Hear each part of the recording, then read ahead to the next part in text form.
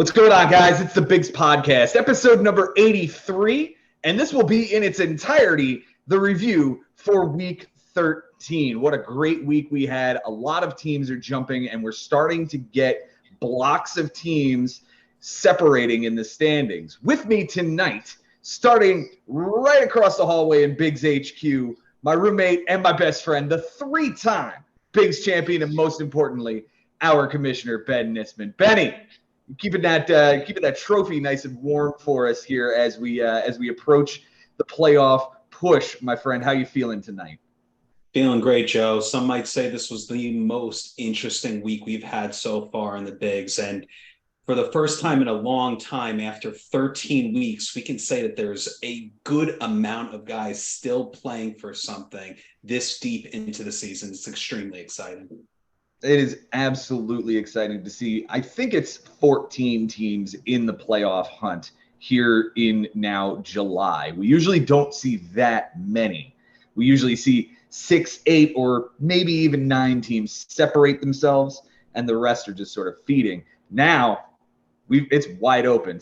And the man who is in the 6th spot now, after this week, joins us as well from Denver, Colorado, Jason Ashby. Jason, how you feeling, man? You are in the 6th spot.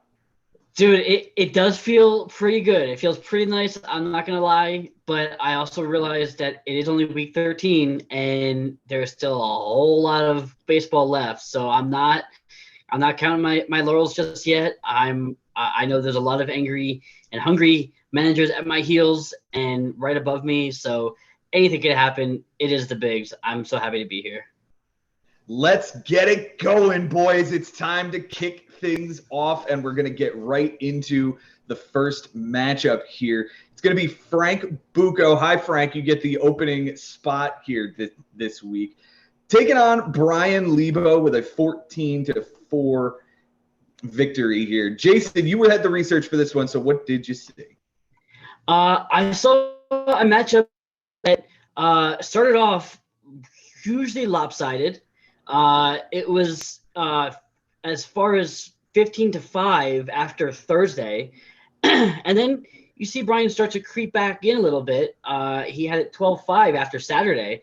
And then Sunday, Frank just took it back and ended up with a mighty fine big blowout 10-stat win, 14-4 over Brian Leebo.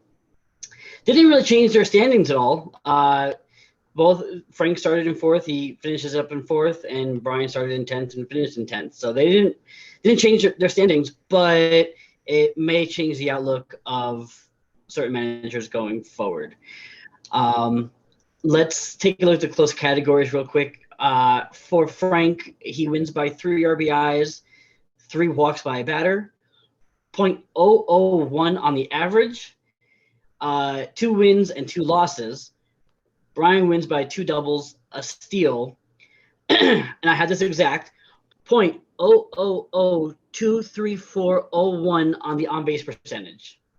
Nice. Yeah. The average in the on-base just absolutely razor thin. I thought that was incredible. They tied in runs, triples, and saves. All right. I don't know who's going first here, but Frank on his bench, he goes 0 for 0. Well, that's a 0. That's the second week in a row he's done that, isn't it? Yeah. He's playing with a short bench. He's got some injuries, and he's just playing with pretty much no bench, which kind of takes the decision making out of it. Yeah, definitely. And he sort of made the team in that mold, going after this strategy that he's had in years past. Yep. He did use 10 ads. So he dropped AJ Smith-Shawver for Lucas Sims. And then he dropped Sims before he ever got into a game. So he did not appear. Dropped Ryan Nelson for Jacob Webb, inning pitch, 2 strikeouts over a relief appearance. Dropped Sims, dropped Ian Gabald and Joe Mantiply. Picked up Ryan Walker for an inning, 3 strikeouts, and a 2 whip in a relief appearance. Dropped Walker for Bryce Miller, 3 1/3, a homer, a walk, 6 strikeouts, a 5.40 and a 0.60 against Tampa Bay. Left with a blister. He's now on the IL. Damn. Added Elvis Peguero for an inning in a relief appearance. Added Cody Bradford, 4 1/3, a homer, 3 walks, 8 strikeouts, a 6.23 and a 1.62 against Detroit. Dropped that guy for Gregory Santos, 2/3 of an inning, a walk and a strikeout of a relief appearance. Dropped Jacob Webb for Brandon Marsh, 0 for 4, 2 strikeouts. Dropped Marsh for Jose Soriano. And dropped Sam Bachman for Will Brennan, who went 1 for 4. All told, 3 hitters, 1 starter, 6 relievers in his 10 ads. Yeah, and I could say that, someone like Will Brennan, who gives him that 1 hit, if he doesn't make that ad, he loses batting average. So just a little thing like that, it came in and played. Yeah, and again, the fact that he had no bench, so whatever his average and on base is what it is. Like is what it was supposed to be all week. Yeah, exactly. Yeah. For his key players, we'll highlight his MVP as Paul Goldschmidt, 286 with a 360 on base, 3 runs, 2 homers, 6 RBIs, 3 walks, 6 strikeouts. His least valuable player, this makes me happy, Whit Merrifield, a 118 with a 167, a run, a double, an RBI, a walk, and 6 strikeouts.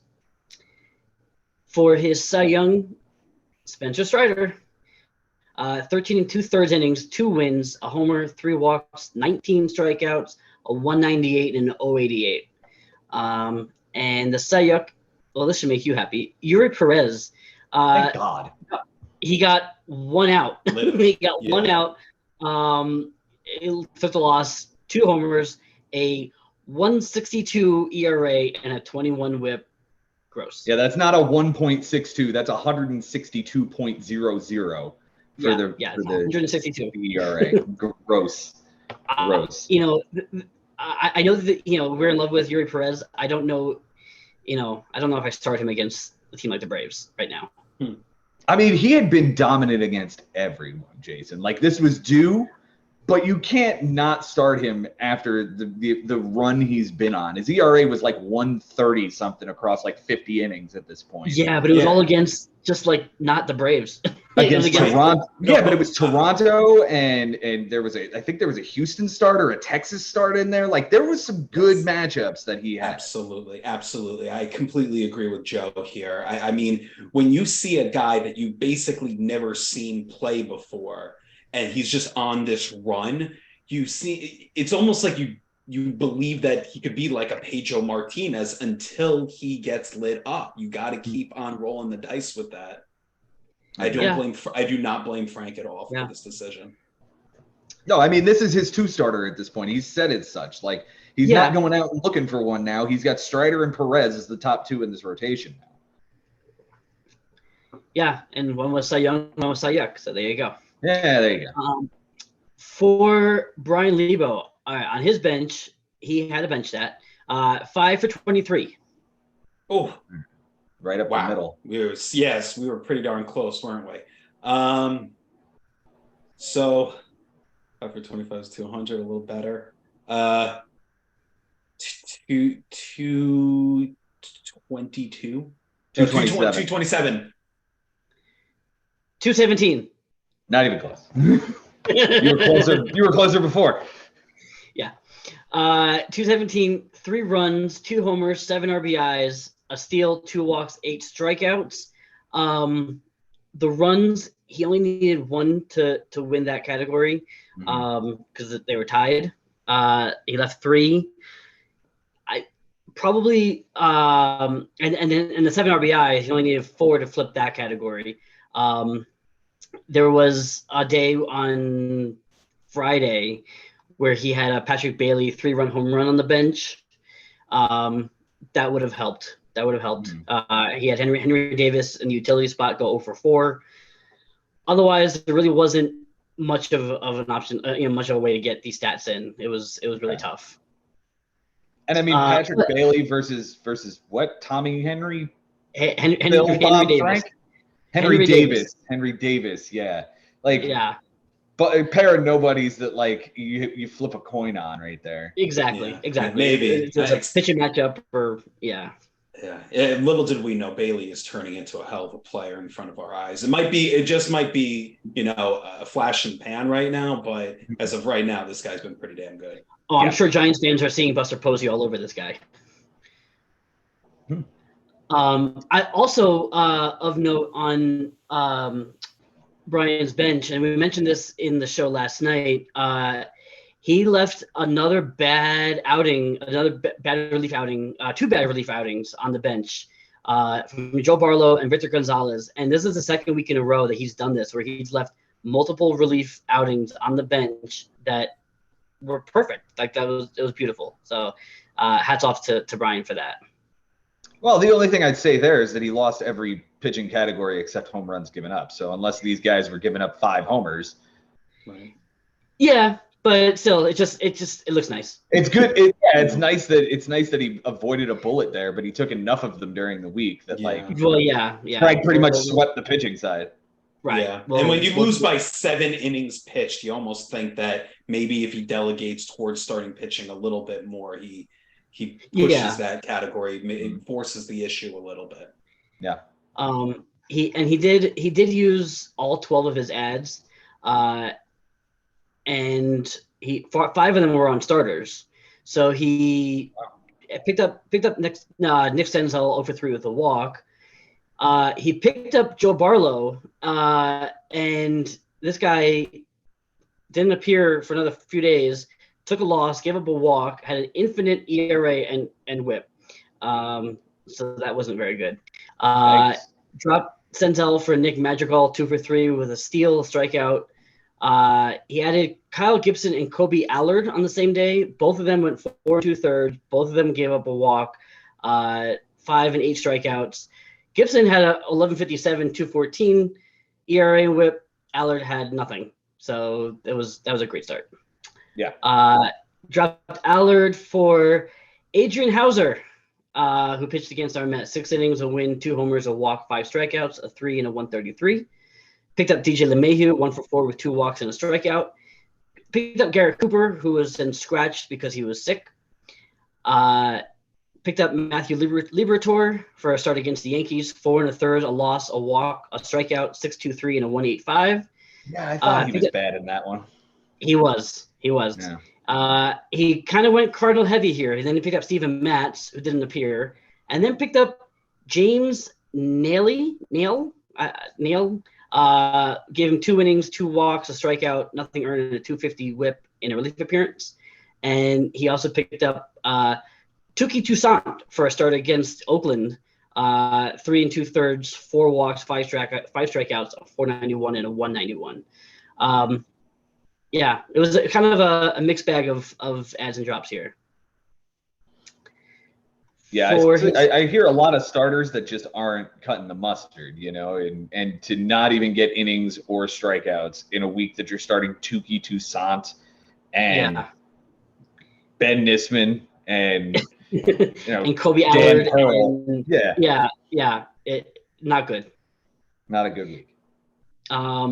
Key players, his MVP I'm giving to Andrew McCutchen, 333 with a 357, 4 runs, 2 doubles, a homer, 4 RBIs, and 5 strikeouts. The least valuable hitter, Ryan O'Hearn. I think this guy has lost his whatever magic he had for a week. 083 with a 154, a run, an RBI, and 4 strikeouts. For his pitchers, the Cy Young is going to be Kevin Gausman, 245 with an 091 over 11 innings, a loss, 2 walks, but 19 strikeouts. And the Cy Young is going to be Victor Gonzalez. This guy has been up and down all year long. An inning and a third, a loss, 3 strikeouts, 2 years from now, 2025, with a 150 over 2 relief appearances and a trip to the minor leagues. Nice. We end up with the guys in the same spot in which they started for the week, but I don't think that that's indicative of what we saw here. We saw Brian kind of fall from that top pack that's chasing to the now needs to do some heavy lifting type pack that I'm in with Mike Sherman and others. And Frank kind of solidifies himself here in 4th place with everybody else shuffling around him in the top 6. Ben, Frank Bucco is putting together a pretty nice season this year. Are you thinking that this might be the year he breaks through? It's seeming like it, and obviously 9 weeks left. It's still a lot of time.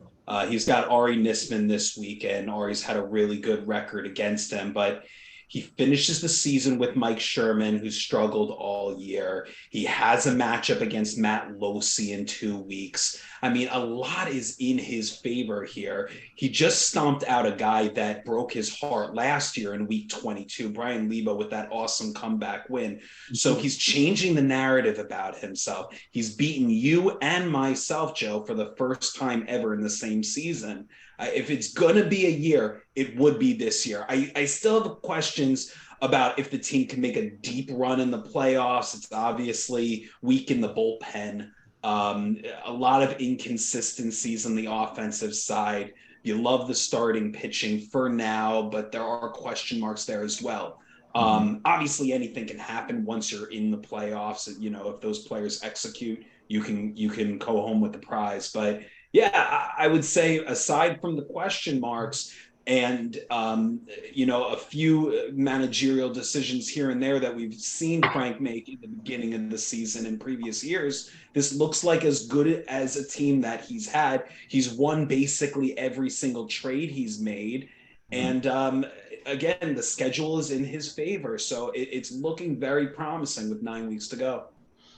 Jason, are you feeling the same way? Is this the year that like Frank is really going to punch through and make the playoffs in a full season? I think so. He's got, like Ben said, he's got a favorable schedule ahead of him, and he's making still some questionable moves, but he's making better decisions than he's made in the past, and I think that's making him a better manager. And I think with the roster that he has right now, with his newfound decision making, I think so. I think he's absolutely a playoff team. If ever there is a season, it's the point where he's 24 games over 500 in July, right? This has got to be the season that he punches through. This is as good as we've ever seen him play. It's as good a team as we've seen him assemble. And yeah, you're right. He won every single trade he's made so far. I mean, I guess we could sit here and call Ezekiel Duran for Travis d'Arnaud a bit of a wash, but whatever. Yeah. Small. It would take I feel like it would take a major collapse on his part and some major hot streak on one of the other teams below him to really upset this. Right. Or one major injury. Sure. Yeah. But we have to remember that 9 weeks is still a lot of time, and a lot of lopsided victories can happen that he can't control. Right. On the other side, Brian Leebo, do we wonder if now the doctor's team is on life support? Great question. Love it. I don't think so, because of the same reason you just said, that there's a lot of time left. He's only 9 under 500, and yeah, he might be in the wrong group, but he is leading that pack of people that are just outside looking into the hunt. They're about a good pace behind, but we're all still fighting. He's doing the exact same thing. Now, I don't necessarily see this team making it. Jason and I talked literally last night about this team and the offense and it not being as stout as I would like to see it.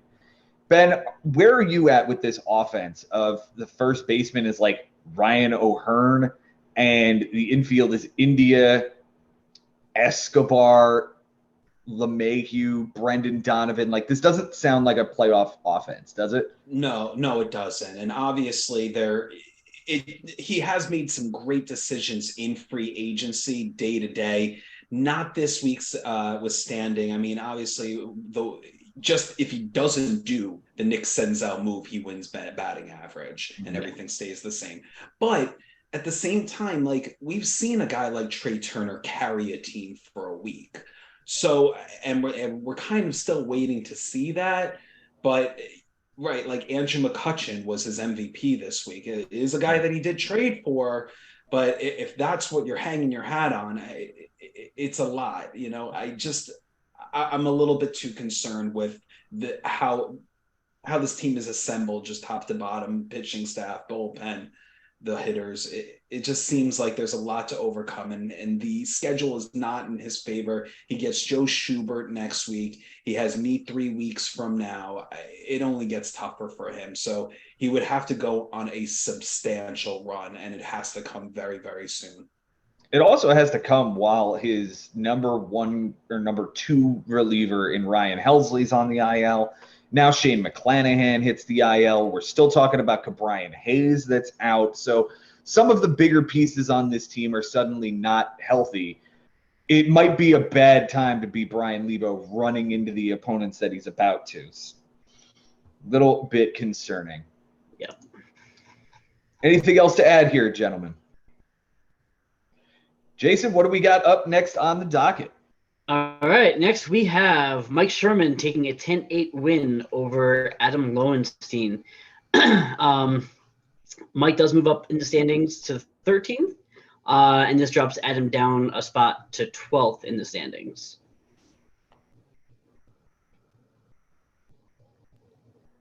Close categories this week. Mike wins by a triple, a homer by a batter, a strikeout by a pitcher, and .02 on the whip. Adam wins by 2 wins, a strikeout, 2 saves, and 2 homers by a pitcher, and they tied in RBI, steals, and walks by a batter. All right, here we go. Mike Sherman's bench, 15 for 49. Oh.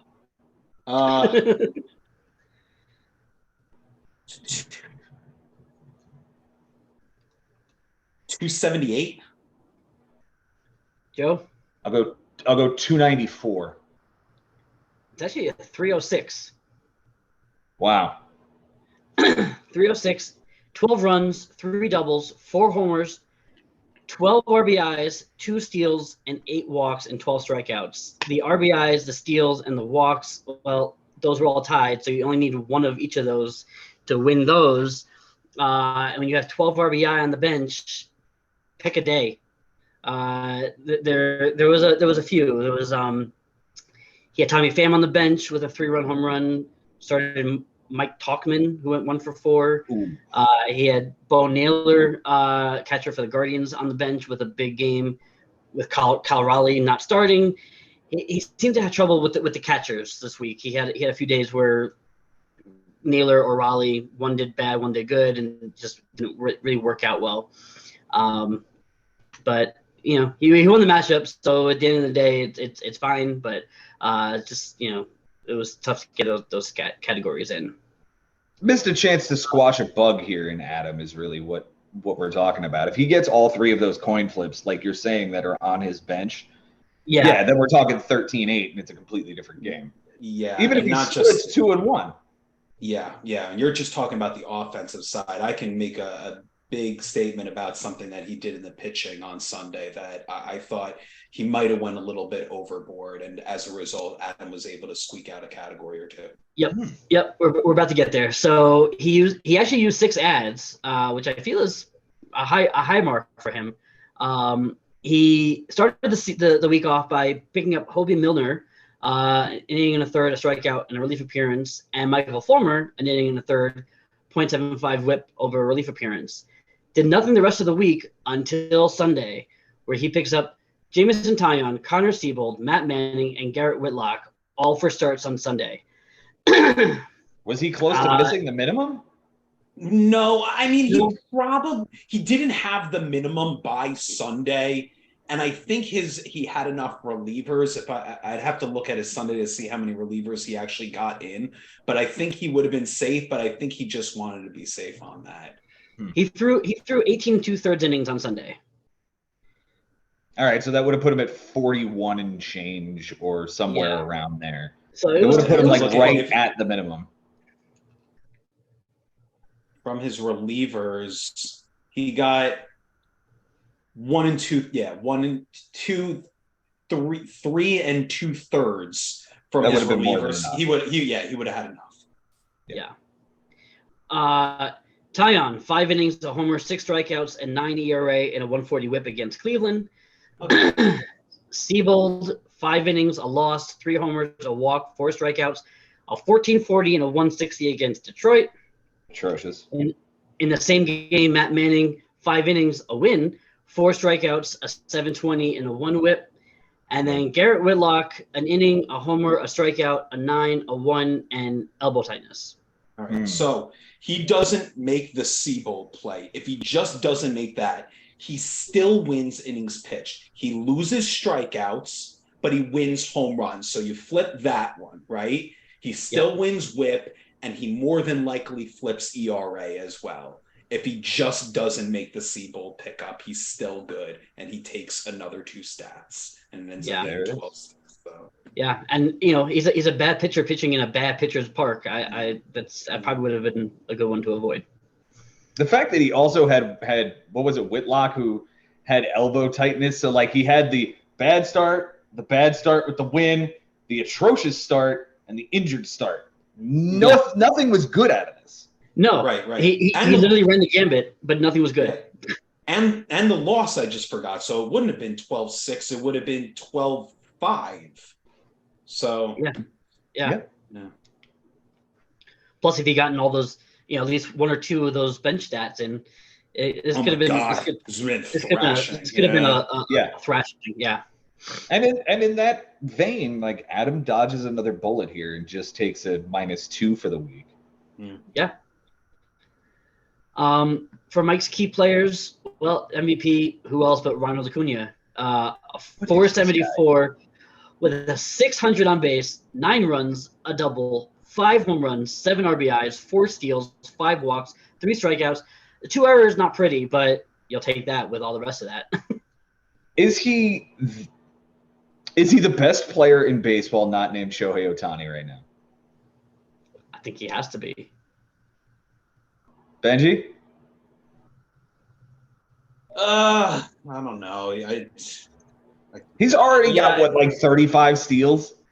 39. I mean, all around, you're probably right because he's also an amazing player, like defensively. But I mean, there are so many good players this year. 336 with 21 home runs, 54 RBIs, and 40 steals. Yeah, I'm sorry. It's him. That guy's number 2 in baseball right now for me. Yeah. That's so painful to say. It is. Least valuable hitter is going to be Cal Raleigh, just a 125 and 125 with 6 strikeouts. If he gets him in on Sunday, it's a different story, but he didn't get him in on Sunday, so it's not a different story. The Cy Young, well, we mentioned him. It's going to be Shohei Ohtani. 6 1/3, a win, 2 walks, 10 strikeouts, a 142 and an 095. Isn't that also the game he hit 2 home runs?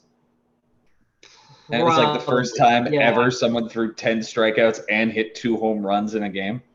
Yeah, that's why he's still the best player in baseball. Yeah. The Cy Yucks are going to be Seabold and his teammate Brad Hand.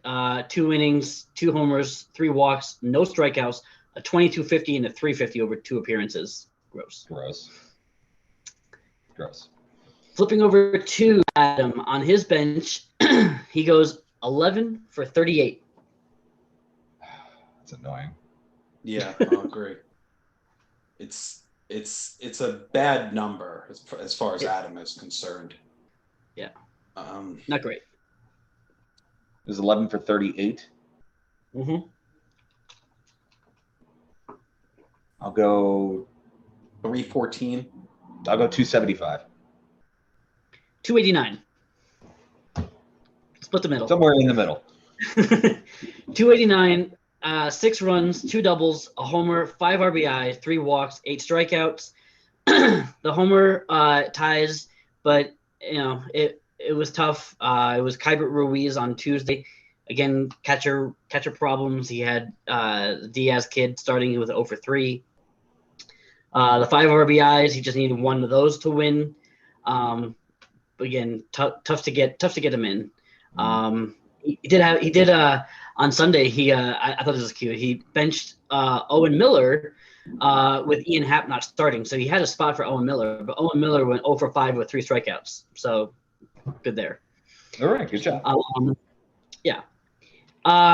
He made 3 adds. He added Dustin May for his IL spot. He added Kyle Hendricks for Week 14 start, and he added Dean Kramer. More on him in a second.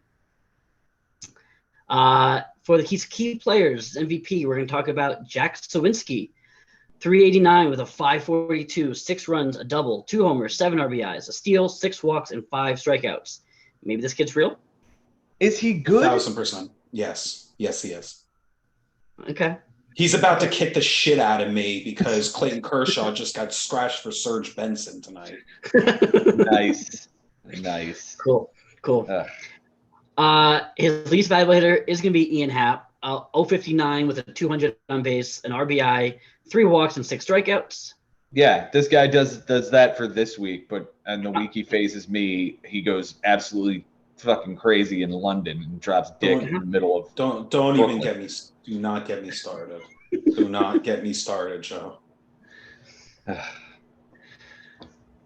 Let's talk about his pitching. All right. His Cy Young is going to be Dane Dunning, 8 2/3, a win, a homer, 10 strikeouts, a 208, and a 046. And his Cy Young, well, it's going to be that Kramer guy. He picked him up for a start against the Twins on Friday, and that did not go well. 3 innings, a loss, 2 homers, 2 walks, 5 strikeouts, a 21, and a 3. Yeah. Yeah. Gross. All right, where do we see these guys going? Or are we talking about two teams that are probably going to be fighting for a consolation bracket spot? Benji, I'll start with you here.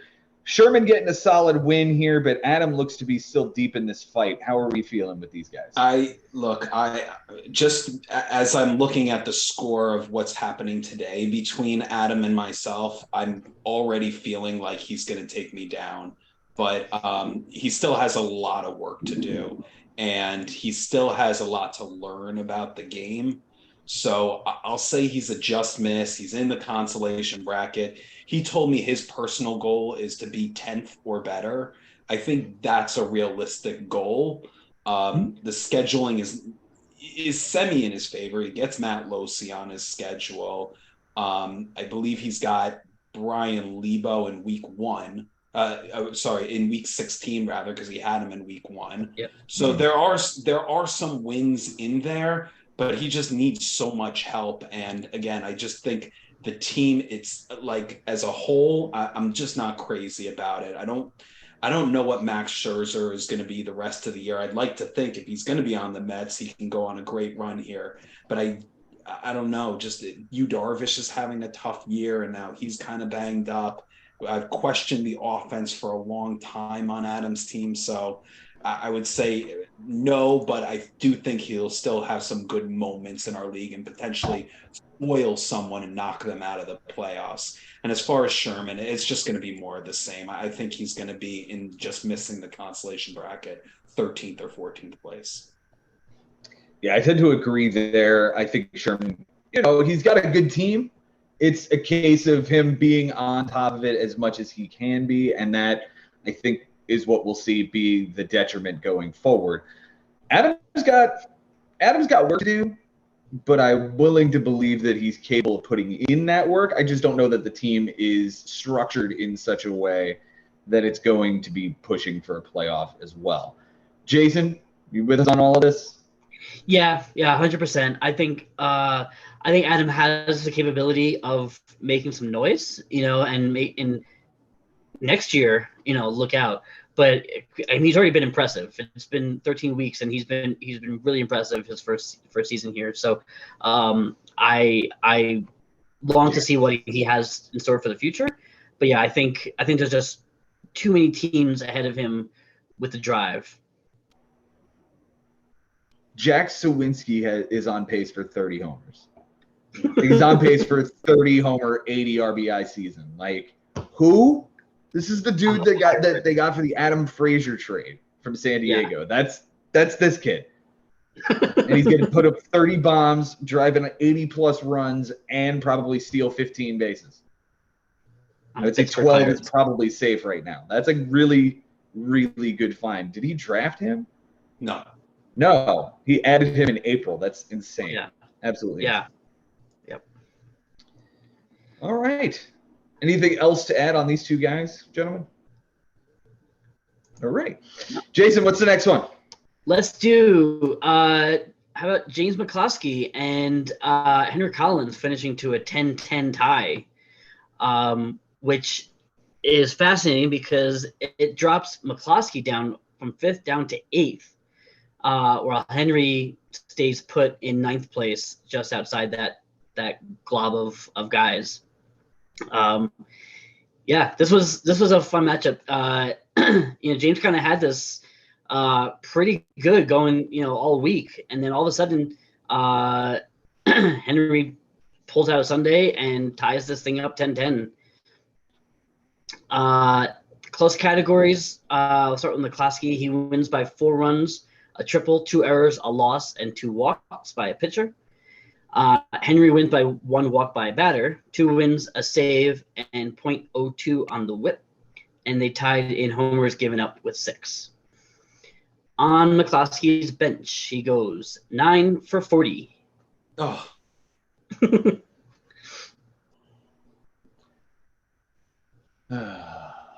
Well, I'm going to go 227. Yeah, I was going to say the same thing. You were both very close then. 225. All right. 225, 6 runs, a double, a homer, 5 RBIs, a steal, 5 walks, 13 strikeouts. The walks, the only thing that play. He needed 2 to flip it. He had 2 on the bench on Friday. But again, tough to get these in. There's no real glaring hole anywhere. His ads this week, he used 6. He added Joey Gallo on Monday, 1 for 3 with a solo homer and a walk, 2 strikeouts. Doesn't get much more Joey Gallo than that. Edward Julian, 2 for 4 with 2 strikeouts. Andy Ibanez, 2 for 4 with a 3-run home run, 2 strikeouts. Picks up Jake Irvin for a start, 5 2/3, a homer, 2 walks, 4 strikeouts, 476 and a 124 against Seattle. Then he picks up Kerry Carpenter, 1 for 5 with 2 strikeouts, and Reese Olson picks this guy up for a start against the Rangers, 1 2/3, a walk, 2 strikeouts, a 540 and 240, and a comebacker off the knee that resulted in him being pulled from the game. So drop those 2 guys and didn't make any other ads the rest of the week with 6 left. So, I don't know if there was somewhere to make an ad to, maybe try and get one of these other stats back. But we'll look real quick at his key players. And, we've talked about him already once. How about Shohei Ohtani with a 417 and a 533, 9 runs, a triple, 6 homers, 7 RBIs, a steal, 6 walks, and 10 strikeouts. He had 6 home runs and he drove in 7. That's more a testament to the Angels not being able to get people on in front of him than anything else. But holy shit, what a week! Yeah, on both sides of the ball. Yeah. Next year there's an argument to be made that when that guy signs wherever he is, if you've got a wheel pick at the end of the first round, there's an argument to be made that if Ohtani hitters there, you go Ohtani. Yeah. At this point, because he's that good. Yeah, he is. He is one of the best on both sides of the ball, and if you can get that in the same guy, that's a nasty combination. No doubt. Who's the least valuable hitter? Yeah, so I guess I'm giving it to Sean Murphy, 250 with a 250, just a solo home run, a strikeout, and an error. There was a day that he had him benched, which I thought was interesting. I don't know what the matchup was, but I feel like Sean Murphy could be a lock for the lineup. But he also, his Hunter Renfroe was also a candidate with a 095 and 095, but he at least scored twice and hit 2 homers and 3 RBIs, so there was some counting stats there. But those are stats that he did not need. He won runs by 4. He doubled them up in homers, and it was 18. He got 18 homers again this week. Incredible, amazing with the power. Yeah, well, and a third of them came from one guy. Yeah. For his pitching, the Cy Young is going to be Sonny Gray, 12 2/3, a loss, a homer, 4 walks, 12 strikeouts, a 213 and a 103. Shout out to Hunter Harvey for 3 saves for the last place Nationals. That's pretty impressive. Correct.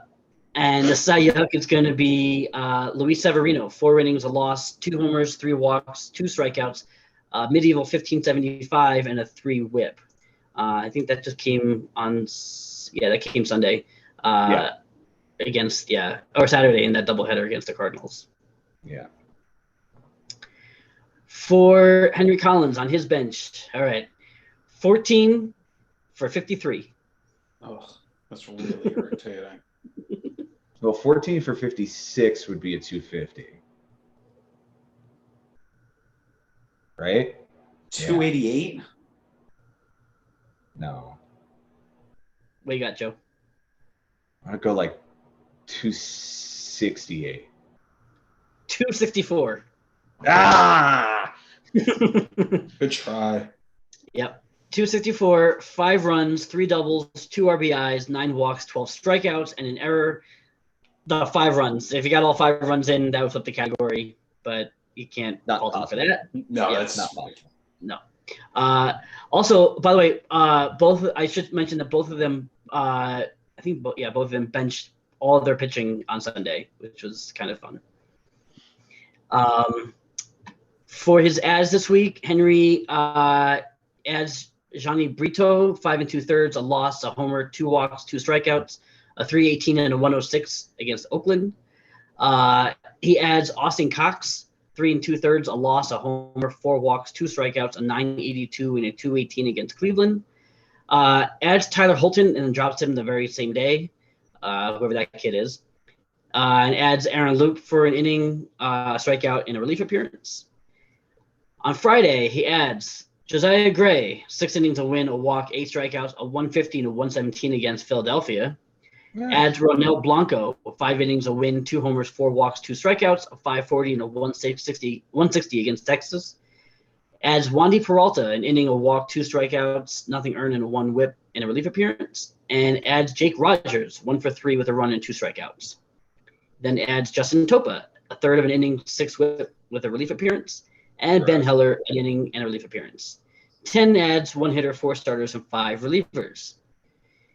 His key players we're going to talk about as MVP as Lubob, 400 average, 500 on base, 8 runs, 2 doubles, 3 homers, 4 RBIs, 4 steals, 4 walks, and 6 strikeouts. With a shout out to Kyle Tucker's 9 RBIs. His least valuable hitter is going to be Willie Adames, a 167 with a 250, a run, a double, 2 walks, and 4 strikeouts. And his Cy Young is going to be Jesus Luzardo, 6 1/3, a walk, 9 strikeouts, nothing earned, and an 063 whip. And his Cy Young is going to be the aforementioned Austin Cox, who was terrible. Benjamin, I heard that little when he read off Willie Adames because that guy crushed you last week. Right. No, we'll get into it more when we get into my matchup, but it just seems the timing of when I'm playing certain teams is the worst time to play them. And we'll get into that more momentarily. Sure. That being said, let's talk about these two guys. James McCloskey goes to a tie and drops out of the playoff picture because we have people, putting up crushing defeats. And I think this is an offense that can play. I think this is very seriously a playoff contending team. It's going to be whether the management from James is going to put this team in the playoffs or not. Am I right there, Ben? Yeah, to an extent, you absolutely are. I do believe the management does play a role. But look, the guy threw to a 3.57 ERA over 53 innings, and he lost both of those categories. He had 18 home runs, 41 RBIs, 44 runs, a 297, and didn't win the matchup. I almost feel bad for the guy because you can't really do that much more. And he ran into a very, very solid team. And here's the thing. If Henry wins this week, he's my manager of the week. Unfortunately, it's a tie, so he can't land on the top 3 for me. But to look at some of these numbers, to not come out with at least a 10-9 or an 11-10, that's brutal. And I just feel like scheduling's not really in his favor. He's got Joe Schubert this week. I'm a little bit concerned about James right now. If I had to make a guess, I think he's on the outside looking in after week 22. He did suffer that inning minimum loss where he loses 4 stats right off the bat.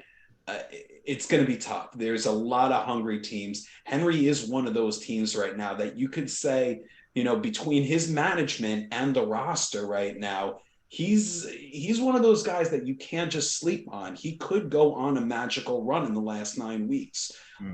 Just too many things going against his favor, and I cannot expect an 18 and 41 and 44 every week, and a 297. He is going to have some cold weeks. His pitching is going to disappoint in certain weeks, and he might run into a 16-4 loss or something at some point. Like, these numbers can't sustain themselves, and he's had a really, really hot first 13 weeks. So if I had to guess, like, law of averages are not in his favor.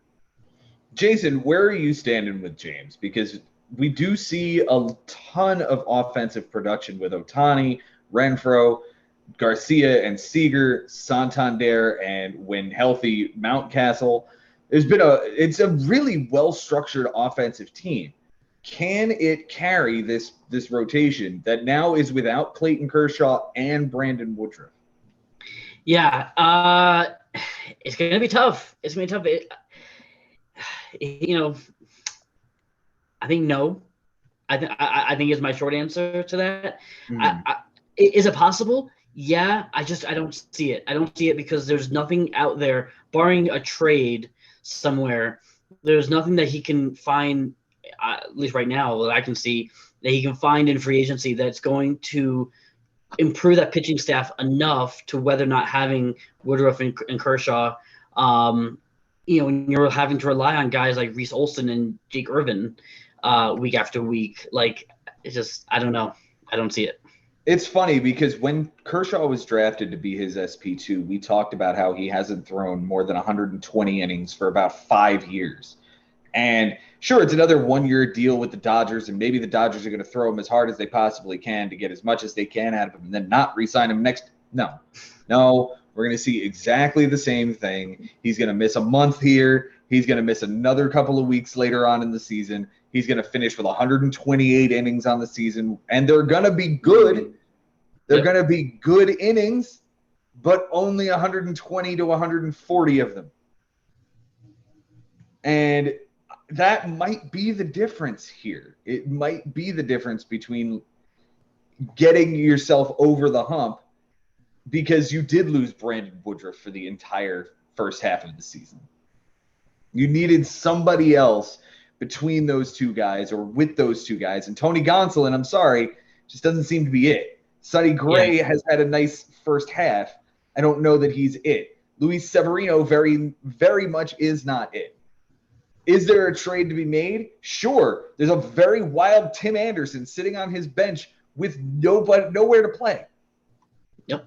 But I guarantee you he's just waiting for the right piece to come fall in his lap. I don't know that he's going to be aggressive enough to go out there and start making offers involving that guy.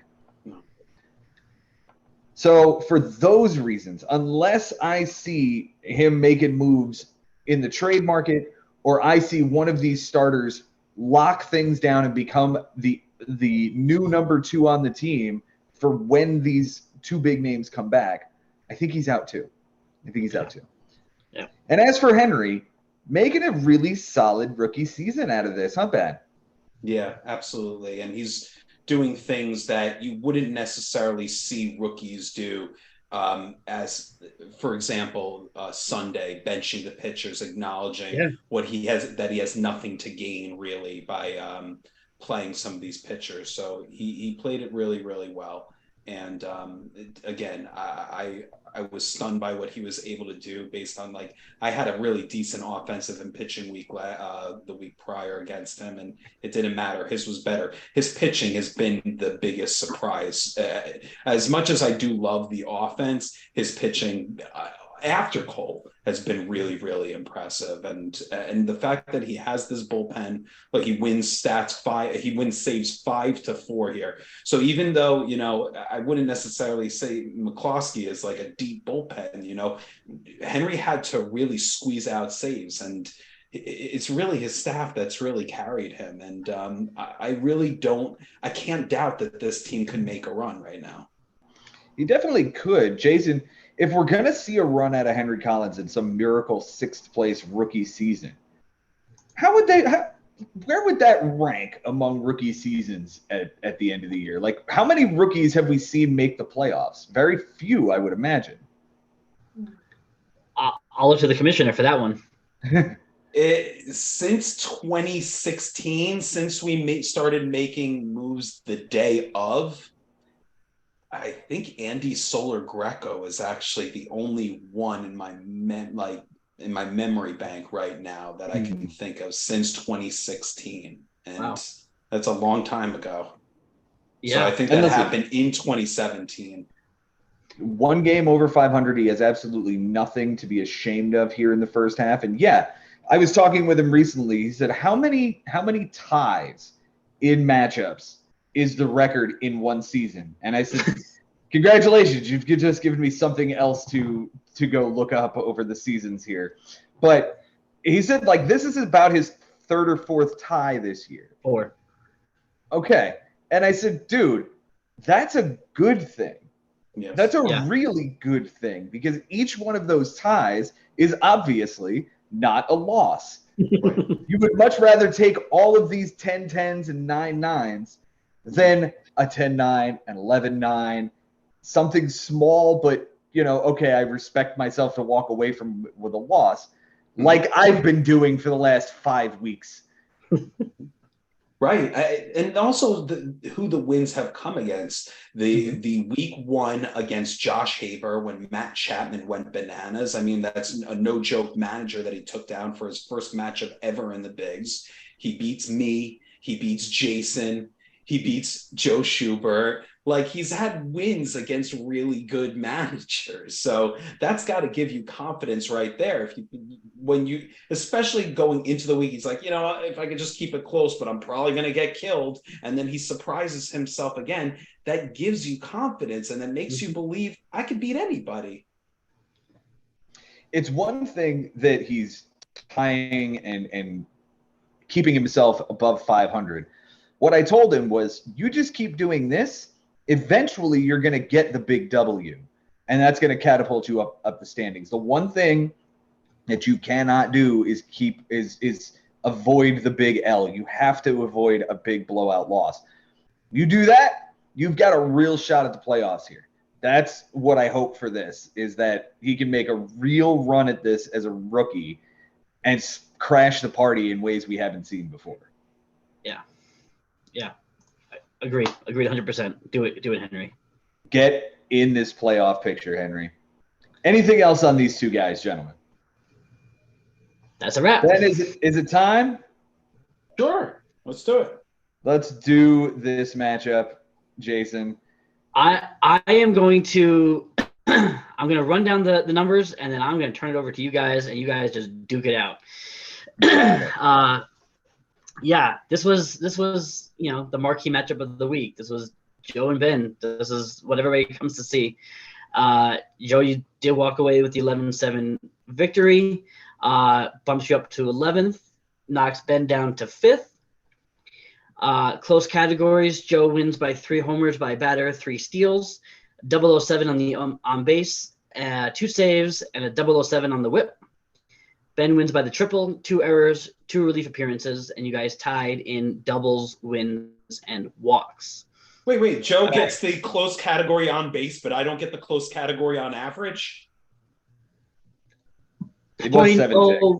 Yeah. Oh, I guess it's a 007 on the batting average. Fair. Okay. All right. Easy there. Joe, on your bench, you go 12 for 34. Yeah, I figured this would be bad. Oh. I had a bad week there. 320 something. No, it's more than that. Is it probably? Is it 342? More than that. It's 353. Yeah, it was not 5 runs, 5 doubles, the triple, 4 RBIs, a steal, 4 walks, and 14 strikeouts. The triple rather is Gunnar on Wednesday. Yeah. With Paredes going 0 for 3. And the doubles, I think you needed one to win that. Yeah, anywhere. Kalenic on Saturday is the one. Kalenic on Saturday. That's the egregious one, Yeah. The benching of Flaherty on Saturday also interesting. Would have you would have gotten wins, but you would have lost walks, and so it worked out, but just a interesting benching. We'll get to that. 12 ads. You had Joey Votto, you had Drew Smith off the IL, or off the suspension rather. We were at that game when he took the loss, giving up a home run and a strikeout, the 18 ERA and a 2 WHIP. Yep, we'll get to that. Jose Siri 0 for 4 with a strikeout. Cal Quantrill off the IL. More on that guy in a second. Albert Abreu, an inning, 1 WHIP and a relief appearance. Jimmy Cordero picked him up he picked him up on Thursday. Didn't come in until Sunday when he was on your bench to throw 2 innings, give up a homer, 2 strikeouts, a 13-50 and a 250. So good job there. Christopher Sanchez, 6 innings, a loss, a homer, a walk, 6 strikeouts, a 150 to 133 against Washington. Colin Holderman, 2/3 of an inning in a relief appearance. The Anthony DeSclafani start, 3 innings, a loss, 3 homers, 3 strikeouts, a 9 and a 1. And then Riley Green, Mike Yastrzemski, and Dre Jamieson all were kind of not part of this matchup. No. Your most valuable hitter is going to be Mookie Betts. 474 with a 586, 7 runs, 5 doubles, 3 homers, 9 RBIs, a steal, 8 walks, a strikeout, and an error. Thank you, sir. That's what I drafted you in the first round for. He has been absolutely everything. The least valuable hitter is going to be Gunnar. Obviously, it would be a different story if you got him in on that Wednesday, but instead he goes 250 with a 250, a double, and 3 strikeouts. The Cy Young bounce back from Chris Bassett, 6 innings, a win, 3 walks, 12 strikeouts, nothing earned, and a 1 WHIP. And the Cy Young, well, it's that Cal Quantrill guy. 3 1/3, a loss, 2 walks, a strikeout, a pilgrimage, 16-20, and a 3 WHIP. Spencer, on your bench, you go 18 for 57. Ooh, good job, Benji. Yeah, sure, but until you hear what I left on the bench counting wise, it's pretty damn ugly. What is it, 263? It's a stone cold 316. Wow, we were way off. 6 runs, the 5 doubles. 100 doubles. 5 of them. Okay, we each left 5 doubles on the bench. Let's just call that an even wash, okay? No, I can and we'll. Okay, your 5 are worse than my 5 then. Okay. Yes, they are. Oh, okay. Yeah. 2 homers, 10 RBIs, 13 strikeouts. Really, it's the Friday, the Carlos Santana. It's the Friday. Oh my God, that guy tortured me on my bench all week. We'll get into it more. Finish it up. Yep. J.P. Crawford. You added J.P. Crawford on Monday, 2 for 3, 2 runs, a homer, an RBI, 2 walks, a strikeout, and an error. And our friend Big Dick Mike Ford, 2 for 4 with a run, an RBI, and a strikeout. Added he also had a relief appearance this week, by the way. He had a relief appearance against the Angels. I think it was yesterday or the day before. There you go. Anyway. Wandy Peralta, an inning of a relief appearance. Tim Hill, more on that guy in a second. Brooks Raley, an inning and a strikeout and a relief appearance. Lance Lynn, but you didn't start him, which was good. He got the win, even though it was a bad start. Nick Ramirez, an inning, a walk, a 9 and a 3 with a relief appearance. Then Friday, Colin McHugh, 2 innings, a walk, 2 strikeouts, nothing earned, and a 150 with a relief appearance. Ryan Walker, an inning, a homer, 18 and a 3 on a relief appearance on your bench. Tyler Anderson, 5 innings, 2 walks, 3 strikeouts, nothing earned, a 140. And then Jesse Schultens, 4 innings, a homer, a walk, 3 strikeouts, a 675, and a 150 over a very large relief appearance. And then Daniel De Los Santos pitched out of the bullpen on your bench. All in told, both of you used 12, both all 12 of your ads. So very fun to see. That was awesome. For your key players, MVP is going to be Nolan Arenado, 467 with a 529, 4 runs, 3 doubles, a homer, 4 RBIs, 2 walks. I'm giving the least valuable hitter to Will Smith, who did get you the triple, which is great. But aside from that, it was a whole bunch of nothing. 067 with a 263, 2 runs, the triple, 3 walks, and a strikeout. The Cy Young is going to be Ranger Suarez. Yeah, I'll give it to Ranger Suarez. 7 1/3, a win, a walk, 8 strikeouts, a 123, and a 068. And the Cy Young, I am giving it to Tim Hill. He had the one. Yeah, third of an inning. Was it an extra inning? Was it an extra inning loss? No. No. No, it was late in the game that he blew. Against Pittsburgh, 54 and a 9, and just that was garbage. Okay, all right. I'm gonna go. All right. Firstly, my Cy Young would firstly be Nick Martinez. If you look at a little note next to him, and I will click it for you and read it.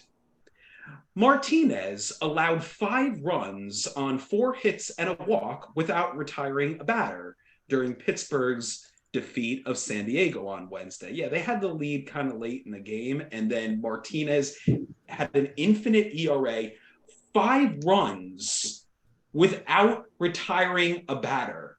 Guys, I've heard of 3 runs given up without retiring a batter. I've heard of 2. I have never actually seen 5 earned without retiring a batter ever in my life. If that doesn't happen, or just half of it doesn't happen, I probably take ERA.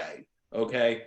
The biggest story for me in this week, guys, is that Carlos Santana has been the Joe Killer since 2019. Why I didn't stick with that narrative, I cannot tell you why.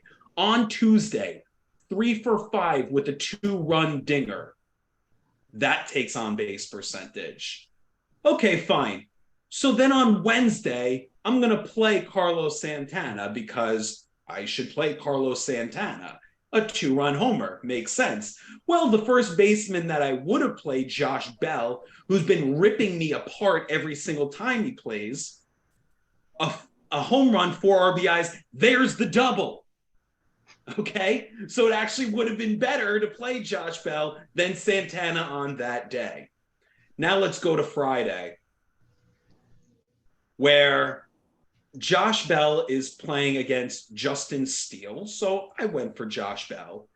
And now Nathaniel Lowe, I think, is playing against Hunter Green on Friday. And he goes 0 for 4, while Carlos Santana is facing Peralta, a lefty, 2 doubles right off the bat, and then a walk-off 2-run homer. I do remember seeing that on the bench. That was that nice. 3 for 5 also wins on base percentage and takes doubles. Now, either way, even if I make this play, I still lose the matchup by 1. But man, 11-7 and 10-9 are a big difference, especially this late in the year. Yes, the Tim Hill loss. How about the fact, Joe, that we're watching the Seattle-Washington game, and Topa has a nice inning in extra innings, and then Seattle Mariners have the bases loaded, nobody out, and can't scratch out 1 run to get Topa the win? How about Hader with a 2-run lead on Friday against the Cincinnati Reds, and then Steer hits a 2-run homer to stop that win from happening? I mean, I was consistently, how about, okay, Mikolas he pitched horribly, sure, but had a 2-run lead in the 7th, and, let's hand it over to Gallegos to give up a 3-run bomb too? Jose Altuve, there goes that win as well. What the hell do I have to do to get wins? I didn't lose the category, but against Henry the week prior, and now this week, it's starting to get a little bit frustrating. Here's the other one I'll throw at you guys. Joe, tell me when you've had 30 walks in a week this season. I haven't. It hasn't happened yet. Okay. You had 18 the week prior. I looked at some of the other teams. There were some teams that would have beaten me in walks this week, but are you kidding me? 30 plus went. Right. How about this? No RBIs on Monday, no RBIs on Tuesday. How about 8 on Wednesday, 7 on Thursday, and let's double it with 15 on Friday. 30 RBIs in 3 days. And how many did you have on the week? 45. What the fuck? What the actual? And that's in 5 days because, again, I didn't have anything Monday and Tuesday. So that's 45 RBIs in 5 days. That's 9 a day.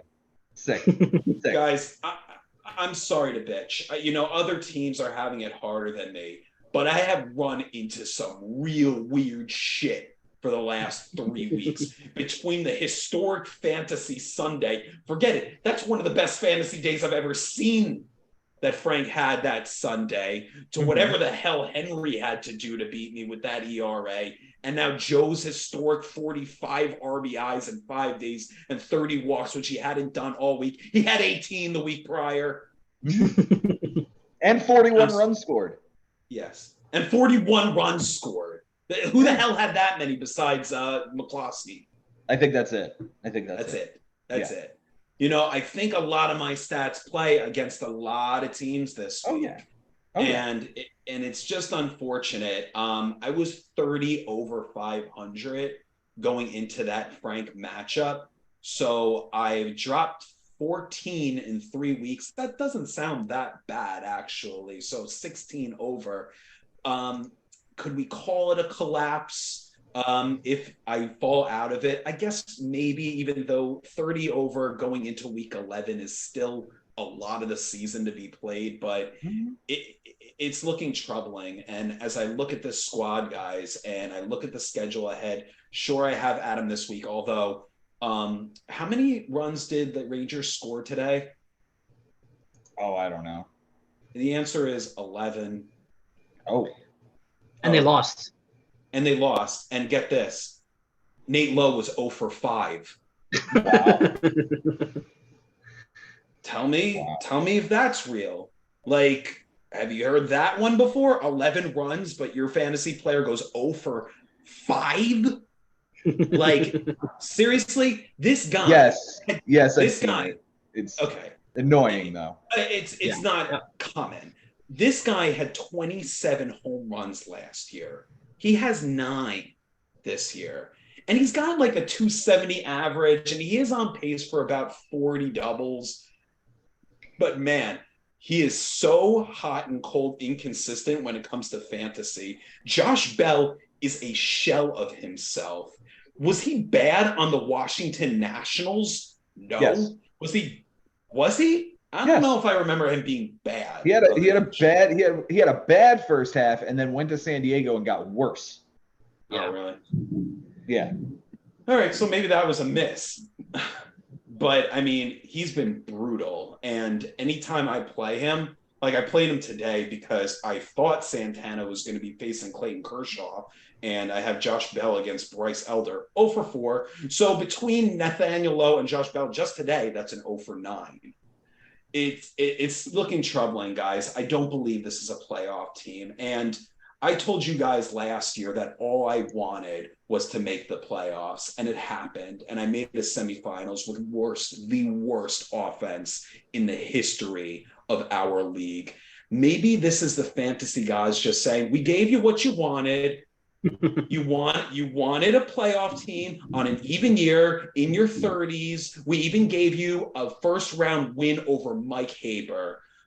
You're going to have to suffer some beatings now. And I've kind of accepted it. I'm 16 over with a reasonably favorable schedule, but it's not a pretty looking team. I mean, the offense should be doing more than they're doing. They're just not, at least when I play them. And the pitching staff is horrendous. It's not the bullpen that I've constructed in years past. It really isn't. Like, it's Josh Hader, whose team is just bad. Like, they lost 6 games in a row. And then when they win games, they thump them out. So Josh Hader doesn't really get opportunities. Only 2 closers between him and Doval. It's really just not going to cut the mustard against most of our teams in this league. It's just not. And I'm at this point where it's just, this pitching staff is pretty bad. Like, the rotation, like Michael Wacha has been my best starter because he has an under 3 ERA. Nestor Cortez was bad until he got injured. Merrill Kelly was good until he got injured. Like, I need a lot of special things to happen, and I need help from other teams. The only reason, and unless you want to say my management is one of the reasons I made the playoffs last year, I'd say the 2 reasons that I made the playoffs last year, actually 3 if you include Jason, was McCloskey and Brian Leebo. Those guys helping me out, kept me in it. And that was a main reason that I got in. I just can't expect that to happen. And at this point, I think it's a sinking ship. Well, your ship may be sinking. I'm not entirely sure mine isn't already sunk. But that being said, I'm 12 under 500 after the first half and after week 13 in 11th place. I put up a really nice week this week. But if we're honest, my management hasn't been up to the standard that I would hold myself to over the last couple of weeks. You guys took a look at the Jack Flaherty benching, and yet I played Anthony DeSclafani. I had no intention of playing Anthony DeSclafani. I was planning on that being a complete bluff, but wasn't paying attention. Missed the time, and in he goes. Luckily, it didn't ruin anything, but it certainly could have. No, go ahead. I had one thing I wanted to throw in though. Okay. The play of Jose Siri over Jared Kelenic. Kelenic has been striking out at an alarming fucking rate. He has over 100 strikeouts and 275 at bats so far this season. It's a lot. And when you pair him with Max Muncy and you add in a third strikeout candidate a lot in Randy Rosarena, who strikes out a lot, or other guys in this lineup, I just was Gunnar Henderson was the third one. So Gunnar, Kelenic, and Muncy all of a sudden became my bench. And every day it was strikeout after strikeout after strikeout on the bench. And yeah, Gunnar left the triple on the bench, but that day he also struck out 3 times. Yeah.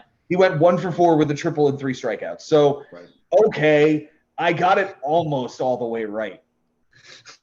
And yet I still couldn't keep up. I couldn't keep my strikeouts low enough. I just couldn't. 53 strikeouts in 200 bats. It's about a fourth of the time, which is about league average. 35 times over 200 at bats, that's special. Good job, Benji. That's 17% of the time. Yeah. It's really special. I think it's the one thing that's strong about my team that I've built is the fact that I have guys that are contact hitters.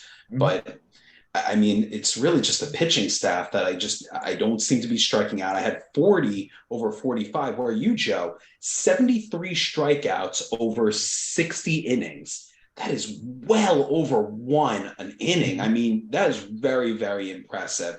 And I will say, though, yeah, there are some questionable things that happened this week as far as your management and mine. One thing that I was very proud of you to see is on Sunday, you benching your pitching staff. And the reason why is because I felt like in years past, you would not let somebody take relief appearances when you think that there's a chance. And I feel like the difference is, and correct me if I'm wrong here, is that in years past, when you're high up in the standings, you can take those risks and take a shot at giving up a walk. But when you're lower in the standings, you can't really risk so much. And you're thinking to yourself, you know what, take relief appearances, because if I lose relief appearances and I lose walks given up in the process and ERA potentially, now I'm sunk even further. So I felt like that was good restraint out of you based on where you are in the standings and where the season is going. I had to get a win. I had to get a win. And benching my pitching staff was the only way I get a win. You know, I could make it better if my pitching staff goes out and gives me 3 relief appearances, which they did, without a walk, which they did. However, I probably lose ERA because these guys gave up runs. So, okay, let's just take this for what it is, a win, a loss, and a tie versus what could have been a win, a loss, and a loss. I needed to get off the schneid. I had lost 5 in a row and 6 out of the last 7. A lot of them very close with one big thumping by Frank, which is the difference between me and 500 right now. I'm 12 under. I lost to Frank by 13 a month ago. That's the difference. Yes. So I get one big win. I'm right back in this thing. But as weeks continue to tick by and that big win doesn't come, the distance is getting further. More and more teams are in the way. I don't think I'm a playoff team either. And that's not to say I'm not going to A, try my ass off, and B, be the biggest spoiler for people in the second half that you have ever seen. I could still mathematically make it. Let's be honest. A couple of big wins and all of a sudden I'm right back in this hunt. I just don't think they're coming. And I've said it for weeks now. The narrative is better if I'm out and if Ben's out too. Yes. No question, Joe. Here's what I will say though. You mentioned A and you mentioned B, but you didn't mention C, and C is you getting into the playoffs. And I am not ruling that out because any team can go on a 6, 7, 8-week run. And if any team can do it, you can. You do have a matchup against Matt Losey. You do have this matchup against James McCloskey after he's having a super hot week. Law of averages say he'll cool down. Your final matchup is against Christian Wood. I mean, you are sort of set up. Yes, you do need help, but you do have some wins in front of you, and you could give a crushing blow to a team that you didn't expect, like a Bobby, like a Jason, like a Mike Haber. These things can happen. So I'm not ruling you out. I still believe that you will end up with a better record than myself based on when I'm looking at these teams and the schedules ahead of us. I appreciate that. I really, really gotta hope that this team. I'm hoping for a big second half from William Contreras. I'm hoping for a big second half from a couple of other guys on my team. So let's hope that happens. I want to push for a decade of dominance, but it's just the writing's starting to show up on the walls right now that this might be the end of the era, and that's okay. That's very, very okay, because if guys like Frank Bucco and Costas Paragas and Jason Ashby are in the playoffs because you and I are not, Ben, that's a better story for this season. For sure. There's the double on the bench from Carlos Santana. I know I was waiting for that one. Oh, sorry, that one just popped up again? Yeah, it did. I knew it was coming, though. I knew it was coming. Yikes. Anything else here, Benji? No, Joe, I'm really proud of you. I mean, this was 4 in a row for me against you. Including regular season and playoffs, unless we counted our third place matchup last year that you beat me. If you want to throw that in there, then you did it then. But as far as when we can actually make ads, this was you breaking 4 in a row. And you got me this year, and it's some momentum for you. Let's see it continue.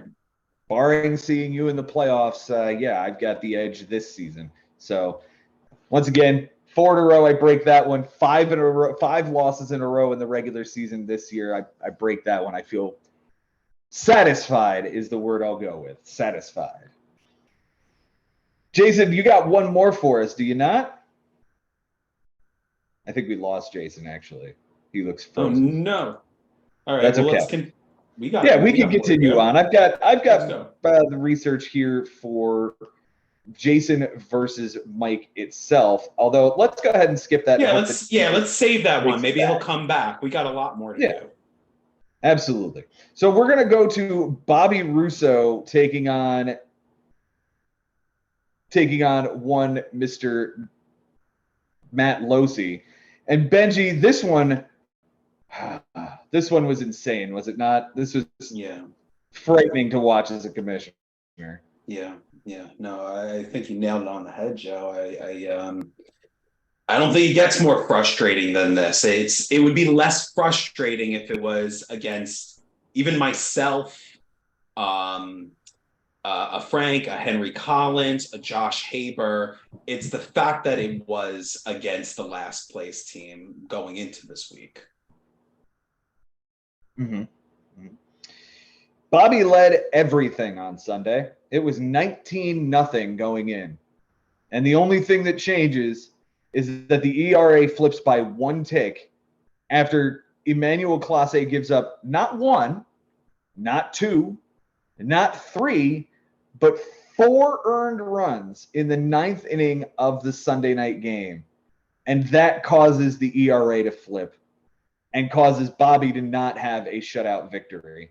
Close categories. Bobby wins by 2 doubles, 2 homers, 2 RBIs, 2 losses, and 2 walks by a pitcher. And Matt only won his 1 category right there by 1 tick on the ERA. They tied in triples, errors, and saves. For Bobby on his bench this week, Benjamin, it was 9 for 52.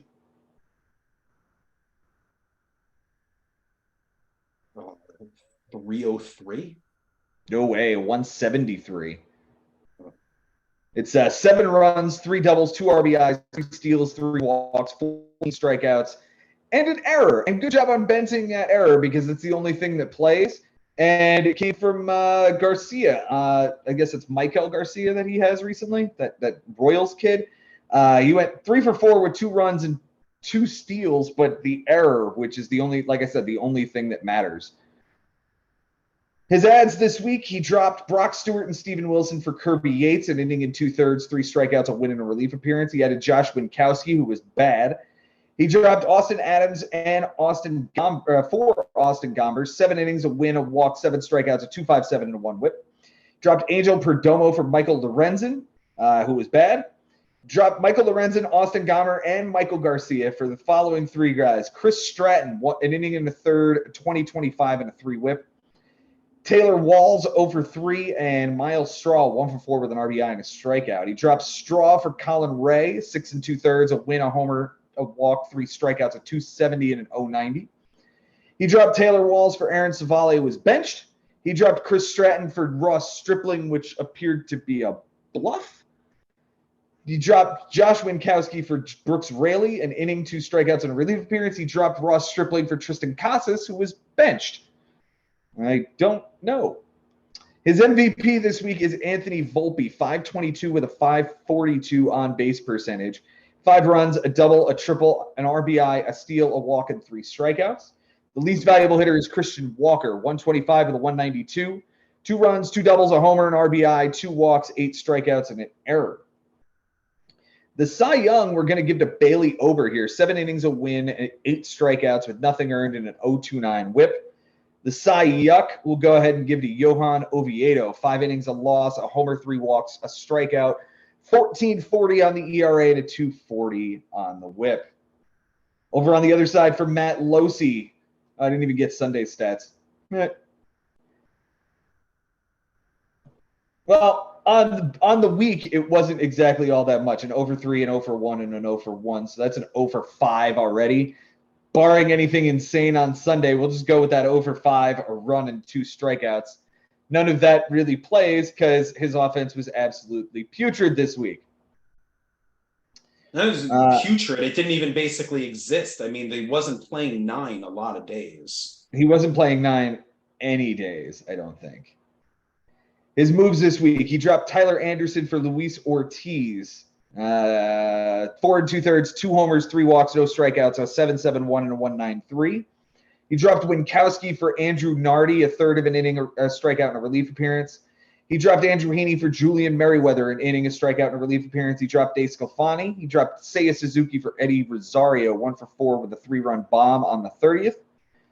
He dropped Jaime Barria for Brian Gardening and Hoeing, 3 2/3, a loss, 3 bombs, 2 walks, a strikeout, a 17-18, and a 2.18 whip.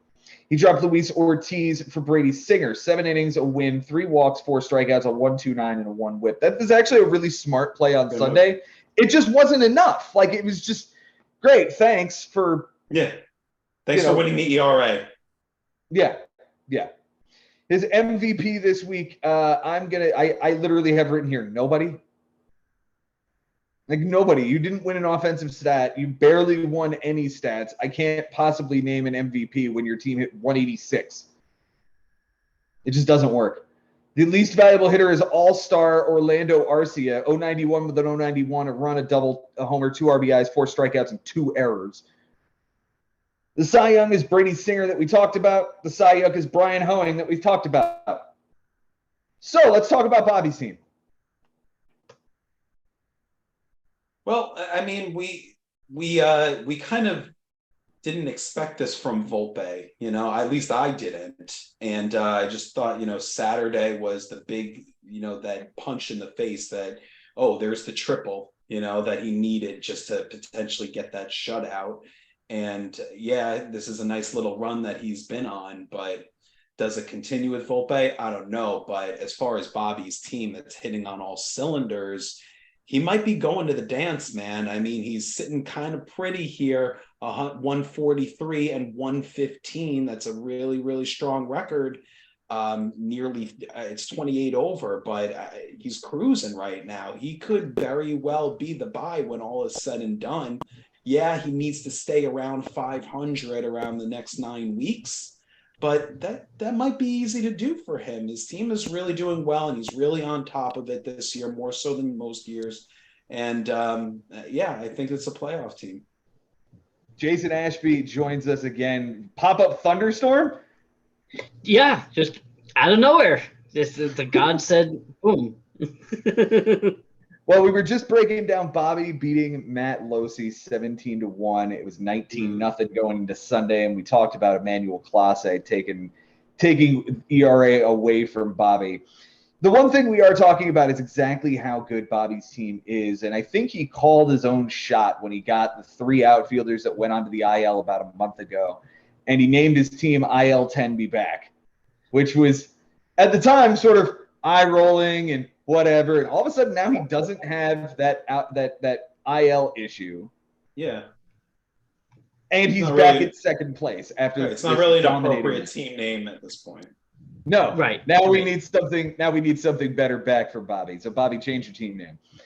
Jason, is this the guy that's going to challenge the Havers for the buys this year? Ben was just saying that he might be. I think of any team, I think he has the best shot. Yeah, I would agree.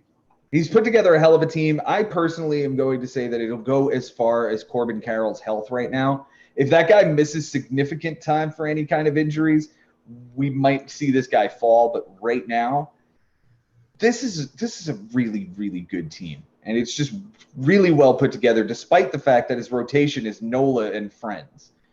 Jason, you and I talked about this last night. It was Nola, Steele, Ober, Clase, Teheran, Colin Ray, Oviedo, Ben. Like, the rotation isn't great. But Bobby's management has been almost perfect this year. Yeah. And I think he's between his managerial level and the roster that he has right now, of all the teams in the mix, with that combined, yeah, he definitely has the greatest shot to make a buy. Absolutely. Yeah. Ben, I'll give you 1 minute to discuss Matt Losi. Oh my God, I don't even need a whole minute. I'm frustrated by it. I mean, obviously this is a chance to being the worst fantasy team of all time in the bigs. And it's a guy that's actually making the minimum and semi-checking his team. He does make ads each week, basically. I mean, obviously there was 1 month where he didn't make an ad, but a lot of things on the roster that don't make sense. Certain guys that don't need to be rostered. If you move other guys into the IL like Brandon Lau, it'll open up a spot for him to fill up the roster. He doesn't play with 9 every single day. I mean, it's a guy that just doesn't seem like he's understanding the game, and it's his second year in the league, and as a commissioner, it's just frustrating. I mean, there's not much else to be said there. The team itself has Mike Trout, and Josh Lowe is having a really nice season. Starling Marte is still a nice piece. Justin Turner's putting in a respectable season. But offensively, I don't think it's got much thump outside of Trout and Lowe. On the pitching side, yeah, why is Jesse Chavez still rostered right now? Why is that guy on the IL when you've got Michael Kopech and Liam Hendricks and Brandon Lau all on the benches and in the lineup with IL eligibility?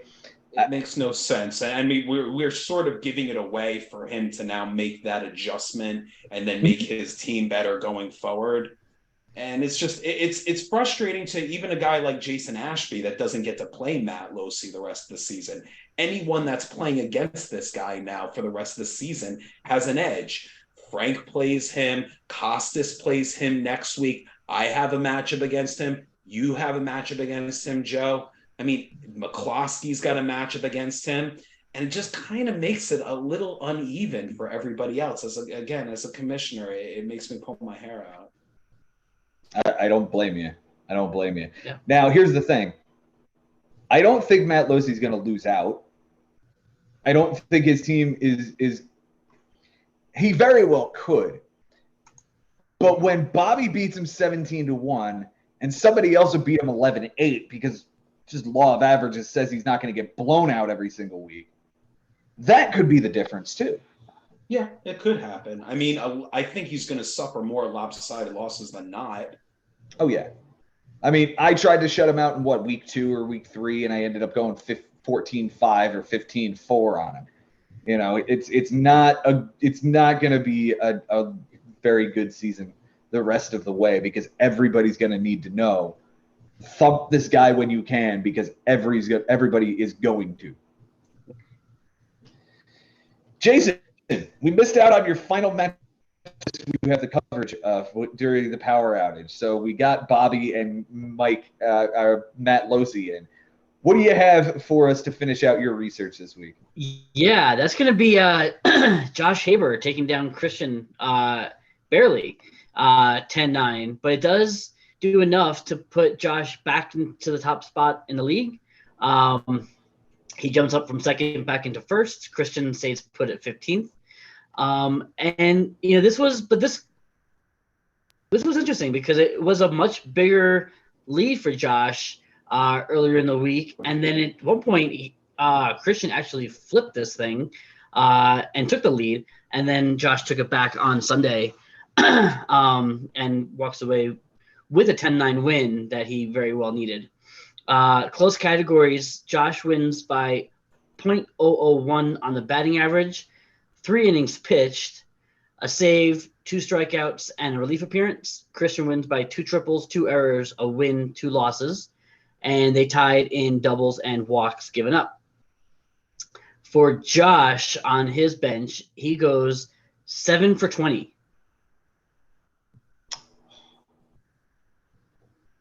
343. Yeah, it's I'll go 342. I'll go 350 actually. 350 even. Bingo. There it is. Yeah, because the 20 made it a round number. So. Yep. Good call. Well done. 350, a run, 2 doubles, a walk, 4 strikeouts, and an error. The 2 doubles, he only needed 1 to win that category. Both of them were Cody Bellinger, and both of them were tough to get in. And one of the times he also committed an error, which didn't really matter. But he picked up Cody Bellinger and just has trouble getting him into the lineup every day. That's what's going to happen. He also benched a start from James Paxton on Friday against the Blue Jays, which made sense on paper. But the guy went ahead and threw 7 2/3 shutout innings with a win and 7 strikeouts. The win would have tied that category. So, but he also would have lost walks because he walked 2 guys. So take that for what it is. Well, he used 7 ads. Added Mickey Moniak, 1 for 4 with a strikeout. Added Xavier Curry, who did not appear. He added Matthew Liberatore and then dropped him the very same day, so he didn't appear. He added David Peterson for his start on Sunday, but didn't play him and dropped him. He added Brian De La Cruz, who did not start, And he added Cole Irvin, 5 innings, 3 walks, a strikeout, a 180 and a 180. So of all of his ads, Cole Irvin was really the only one who did anything. There was also the trade that happened between myself and Josh Haber, where I sent Carlos Rodon for Jazz Chisholm. We can talk about that when we get to the end of the line in this matchup, and we'll talk about it again when we get to your side. Yep. So 7 ads, 3 hitters, 3 starters, and a reliever. His key players, his MVP is going to be Nick Castellanos with a 346 and a 346, 5 runs, 3 doubles, 3 homers, 10 RBIs, a steal, and 3 strikeouts. The least valuable hitter is going to be Ellie De La Cruz. Great week last week, not so much this past week. 148 with a 148, 3 runs, a double, 2 RBIs, a steal, 10 strikeouts, and an error. Yeah, he's a rookie and he's a kid. This is what's going to happen. You're going to have weeks where he tears the cover off the ball and weeks where he strikes out 20 times. It happens. Right. Yep. You just got to take the good with the bad. On the pitching side, the Cy Young, this was a little tough. I'm going to give it to Sandy. 12 innings, a win and a loss, 2 homers, 4 walks, 11 strikeouts, 375 and a 125. He had a good start and a not so good start, but I averaged them out and it was good enough. It wasn't what you want from a guy like Alcantara, but it was good enough.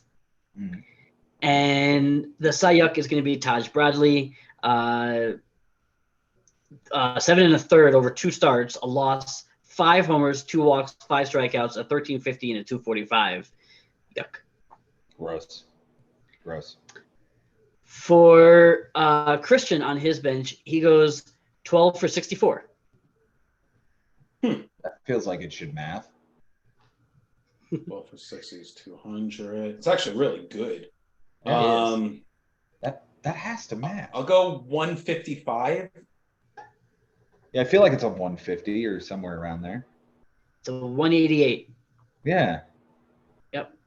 188, 4 runs, 2 doubles, a homer, 4 RBIs, 6 walks, 12 strikeouts, and an error. The doubles, again, just one would have won the category. There was not really a great place. Probably Tuesday, he had Manny Margot on the bench with a double, while Harold Ramirez went 0 for 4. That probably would have been the most obvious occurrence. But I mean, that happens. Then he gets the double, and then he wins batting average if everything else continues. So yeah. So that right there is probably the biggest egregious, but what could you do? For his ads, he used all of one. That came on Thursday. He picked up Yanni Chirinos, 6 innings, a win, a homer, 3 walks, 4 strikeouts, a 115, a 167 over a relief appearance against Arizona. That was it. All he did. For his key players, this hurts a little bit, but his MVP, I am going to give it to Jarren Duran, 471 with a 471, 4 runs, 4 doubles, all of which came Sunday night, a homer, 3 RBIs, a steal, and 4 strikeouts. Wait a minute. He had 4 doubles on Sunday night? He had 4 doubles on Sunday. Yeah. He went 5 for 5 with 4 doubles. To tie the category. Uh-huh. Wow. Yeah. Wow. Well done, kid. Yeah. It's a hell of a day. Right? The least valuable hitter is going to be Harold Ramirez, 188 with a 188, a run, an RBI, and 6 strikeouts. Nothing going on there. The pitching side, the Cy Young, I'm going to give it to Nate Eovaldi, 7 innings, a win, 4 walks, not great, 5 strikeouts, nothing earned in 086. The Cy Young, well, he pitched really well this week, but I guess Patrick Sandoval, 5 innings, a loss, 2 walks, 8 strikeouts are nice, but the 1260 and the 2 are not. Yeah. All right, Benjamin. What are we seeing from these 2 guys here? Josh has got to feel good that batting average was 1, because 1 different move and he loses the week. This is as good of a season as we've seen out of Josh Haber ever. This wouldn't have really been a crushing blow if he does take a loss, even if he took like a 12-5 kind of loss. It doesn't hurt him that badly, but it's nice that this is a team that he should beat, and he does beat. Christian, unfortunately, it's going to be a long rest of the season and a long off season. I think he already knows that. And for Josh, he's just cruising. And you wonder if this is a year that he just punches his ticket to the semifinal from getting a bye, either the first place or the second place spot. And it's really amazing to see. It's amazing how far he's come from when we used to lament over the Jan Gomes and Kurt Suzuki play of 2019. And it was just a sad state of affairs when that was going on. And here we are. This guy is the top of the league, the cream of the crop, looking to get himself a bye in the playoffs after making it in 2021. Christian, that's another thing, Joe. The fact that he's about to make the playoffs for the second time in 3 years after in 15 years never making it. Like, this is amazing. And yeah, he still needs to do it. There's still 9 weeks left. There's still a lot of work to do.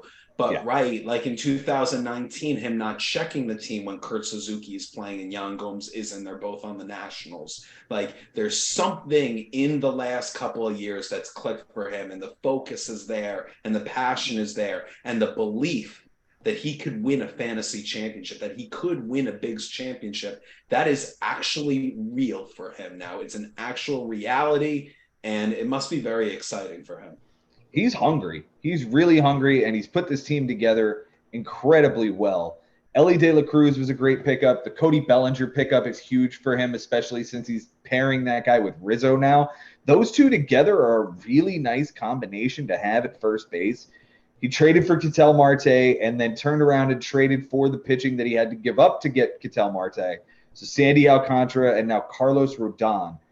How do we feel about – Jason, let me ask you this question. Why was Rodon the piece you were able to get rid of? For me, because, look, yeah, I've been waiting all year for him to come back to make an appearance.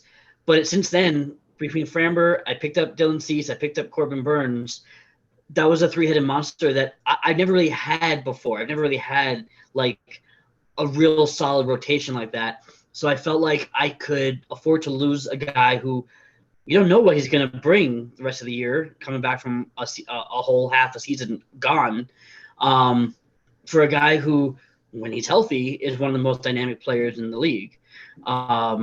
Unfortunately, he is hurt again, but he did help me this week, and we'll get into that. But I still stand by it. I'm comfortable with this trade, at the end of the day. Okay.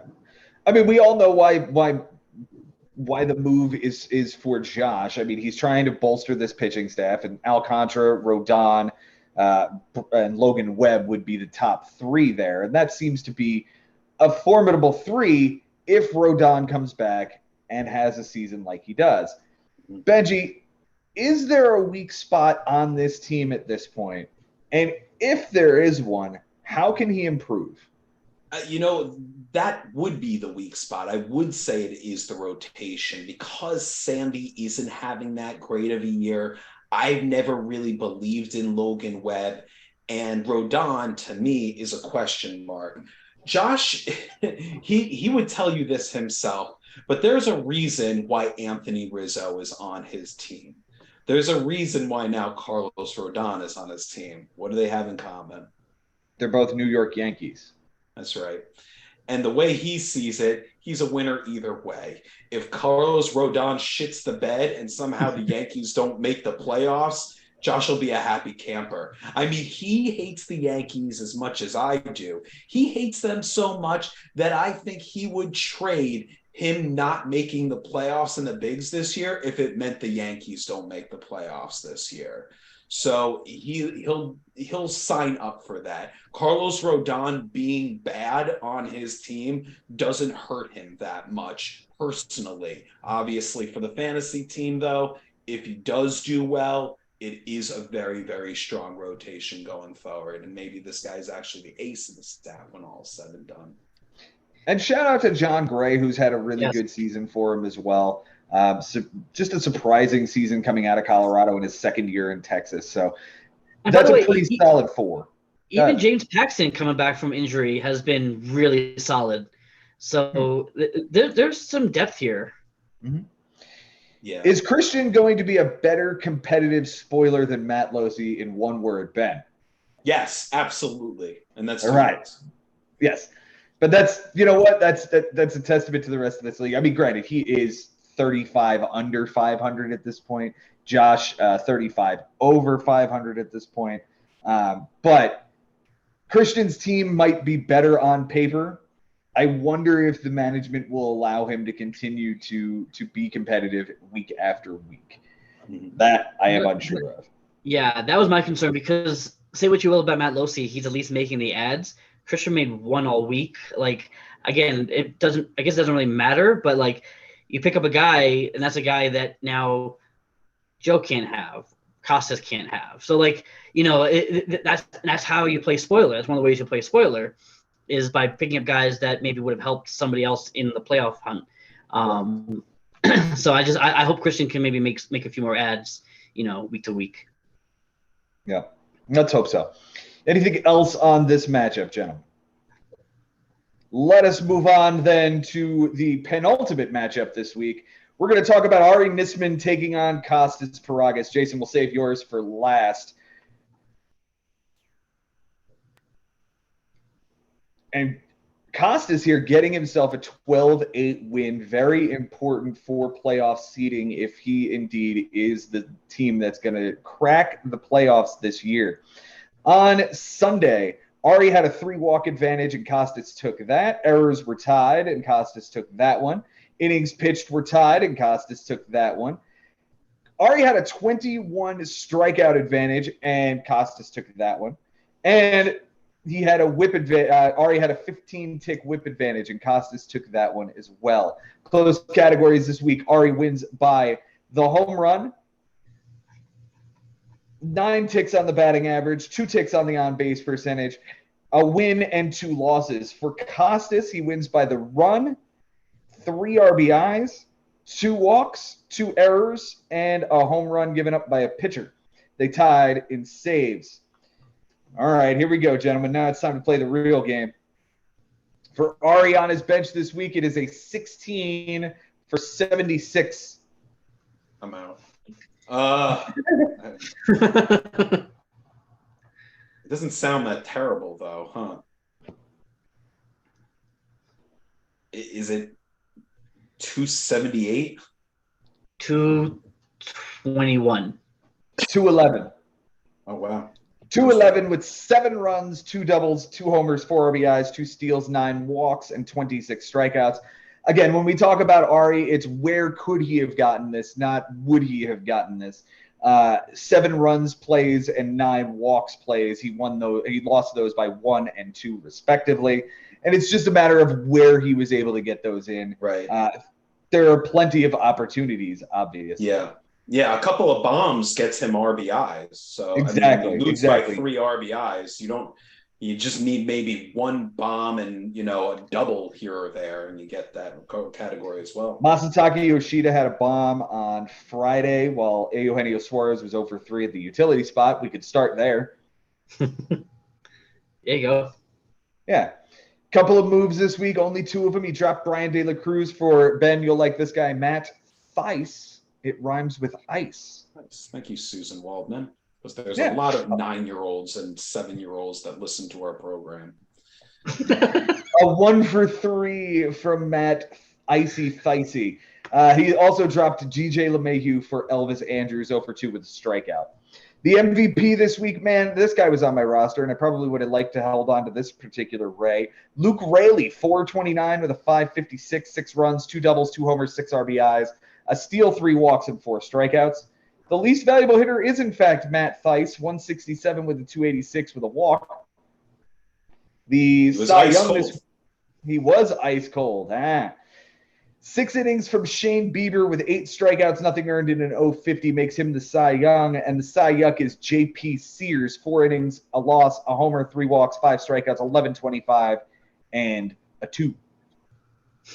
For Costas on his bench this week, gentlemen, he goes 8 for 22. Couldn't just be 8 for 24, huh? Right. Nope. So it was worse than that. I'll go 345. Jason? I'll go 352. 364. It's even worse. A run, 2 doubles, a triple, a homer, 4 RBIs, a walk, 2 walks, and 3 strikeouts. The only thing that plays is the homer. He would have had to be perfect, and it showed up.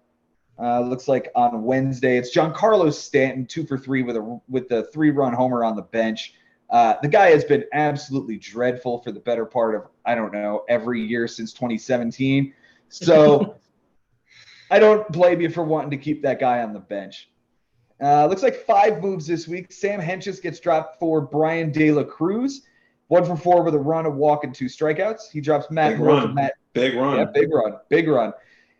Drops Matt Moore for Matt Vierling. 2 for 4 with 2 runs, an RBI, and a walk. Big runs. Big runs. Drop Brian De La Cruz for Osvaldo Bido. 3 1/3, a walk, a 1080, and a 150. He dropped Beto for Rich Hill, 5 innings, a loss, a homer, 2 walks, 8 strikeouts, a 540, and a 1 whip. And then dropped Matt Vierling for the Heaney Bicycle, 5 innings, a walk, 8 strikeouts, nothing earned, and an 080 whip. His MVP this week, I'm giving to Spencer Steer. Am I really? 400 with a 538, 3 runs, 3 bombs, 7 RBIs, a steal, 6 walks, and 6 strikeouts. The least valuable hitter I'm actually going to give to JT Realmuto, despite the 150 and 227 batting average and on-base percentage. He had 3 runs, a double, a homer, 4 RBIs, 2 walks, and 5 strikeouts. I'm not exactly seeing somebody that was too much worse. Maybe you want to talk about Stanton because of the benching, but at the end of the day, like, it was a solid enough performance offensively that everybody contributed in order to get this win. Yep. The Cy Young, we happened to mention this yesterday that this guy got picked up by Costas, and now all of a sudden he's an important part of this rotation, having seen Hunter Green and Alek Manoah miss time.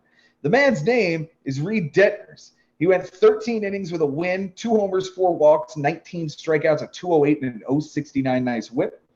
The Cy Young goes to Mackenzie Gore. 2 2/3, a loss, a homer, 3 walks, 3 strikeouts, 23-63, and a 338 whip. Absolutely atrocious. Gross. Gentlemen, how are we feeling about these 2 managers? I'll start. Firstly, this was a big miss for Ari. You know, he had the lead the entire week. He had a big lead throughout this week, and he just let it slip away on Sunday. And I kind of still had considered him for like a playoff run, and it's still possible, but the way he constructs his roster, he really needs help from a lot of guys. So I really think this was a missed opportunity for my brother. On the other side, Costas, this guy might be the guy that's crashing the playoff party. If I want to say that the 2 Habers are in, and Bobby is in, and Frank is in, and Jason's in, there's one other team that gets in, and I don't see myself being that guy. It would, or McCloskey, then it would be Costas. He would be the odd man in. I mean, he's managing extremely well. I think he's got a solid group here.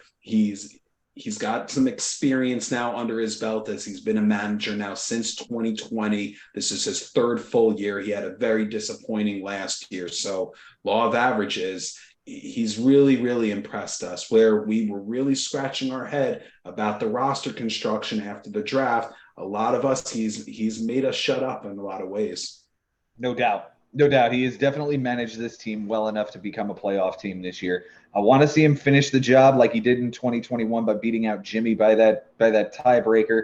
And I want to see him do it better than that. I want to see him get a 4 seed this year. I want to see him be able to hang his hat on the fact that he made the playoffs without a tiebreaker, without a 2020 shortened season. Like, no bullshit this time. Jason, where are you at with Costas this year? You've been covering him a lot this year. We've talked about their roster construction as well. So where are you at with him? Yeah. First of all, I want to give a shout out to his Sunday, because I'm looking at it. 27 2/3 innings with 38 strikeouts on Sunday is just ridiculous. Wow. It's perfect because it's like that's what that's what you need to do, right? Against a team like Ari.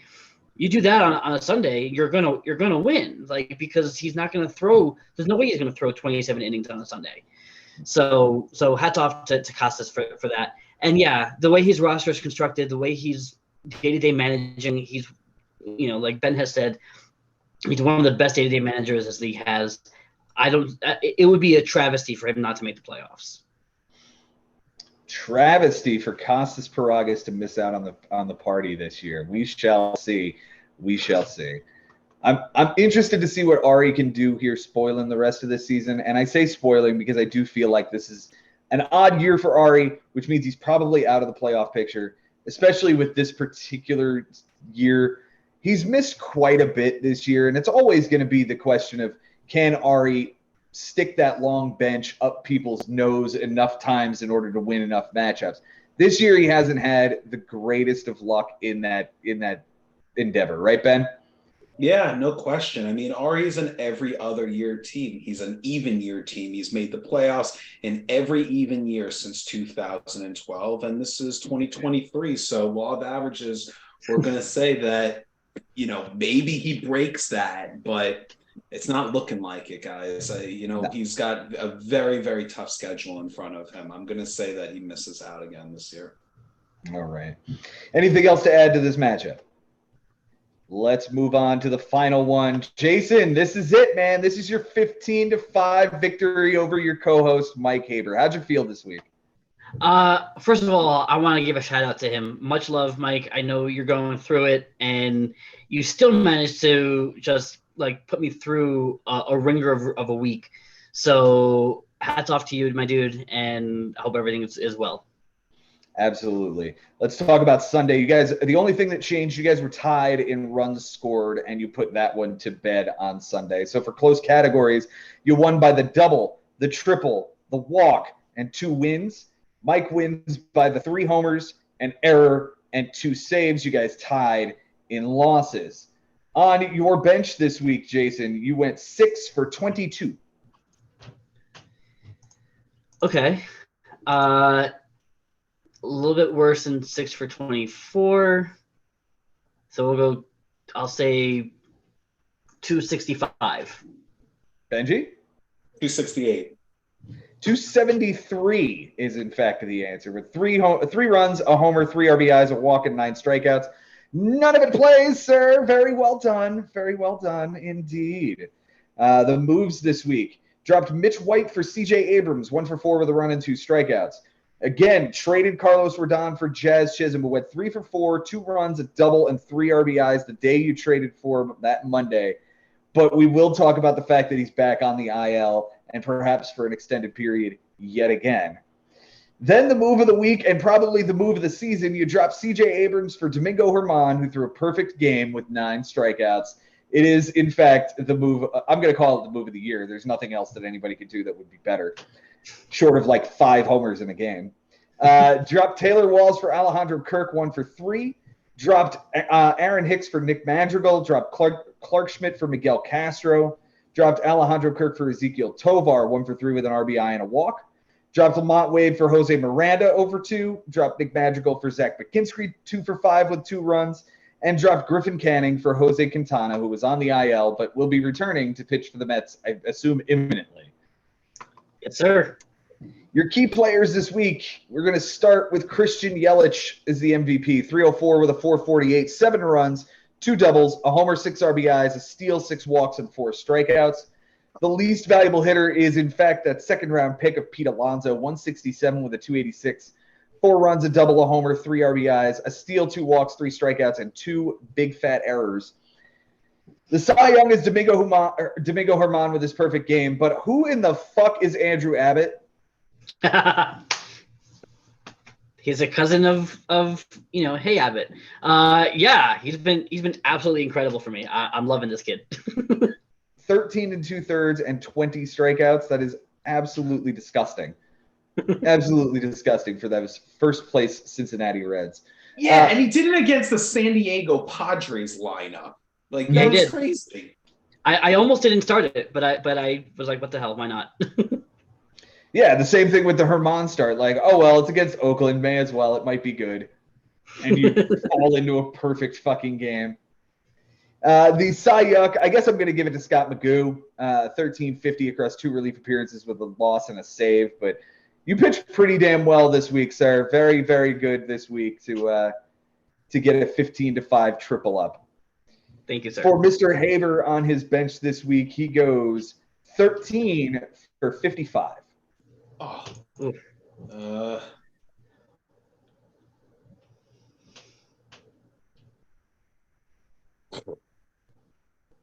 278. Jason? 259. 236.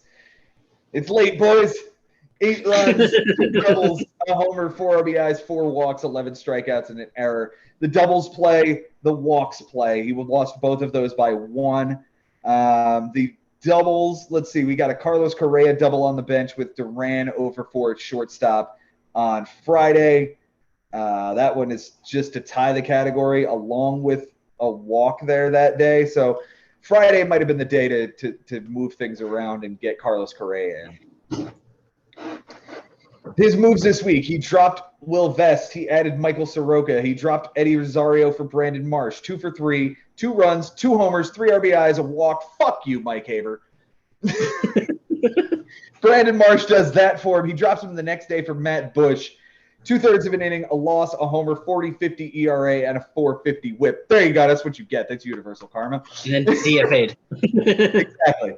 He dropped Garrett Whitlock, Sharon Armstrong, Matt Bush, and Jordan Westberg, and he adds Paul Blackburn as a bluff, and then drops that guy for Fernando Cruz for next week. I don't know what the last 4 or 5 days were.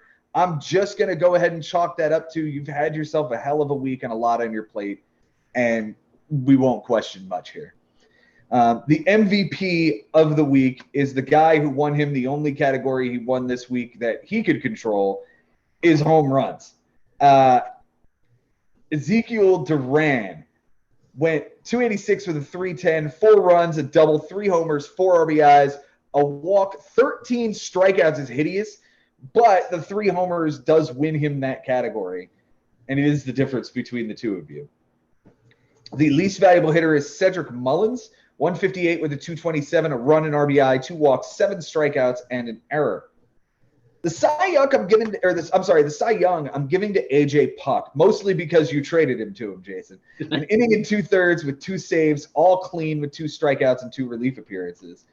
And the Cy Young is torn between Gallegos. Okay. All right. Gotta be that son of a bitch. 3 1/3 with a loss, 2 homers, 2 walks, 3 strikeouts, a 13.50 and a 2.10. I had it as split between Whitlock and Bush, but okay, it's Gallegos. Yeah, because I said so. All right, he said so. Why are you saying so, Ben? Let's start there.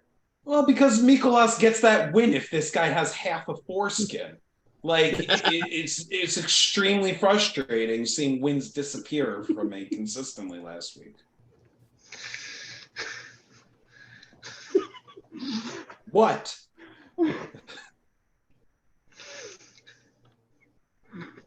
Really? That got you that bad? Come on.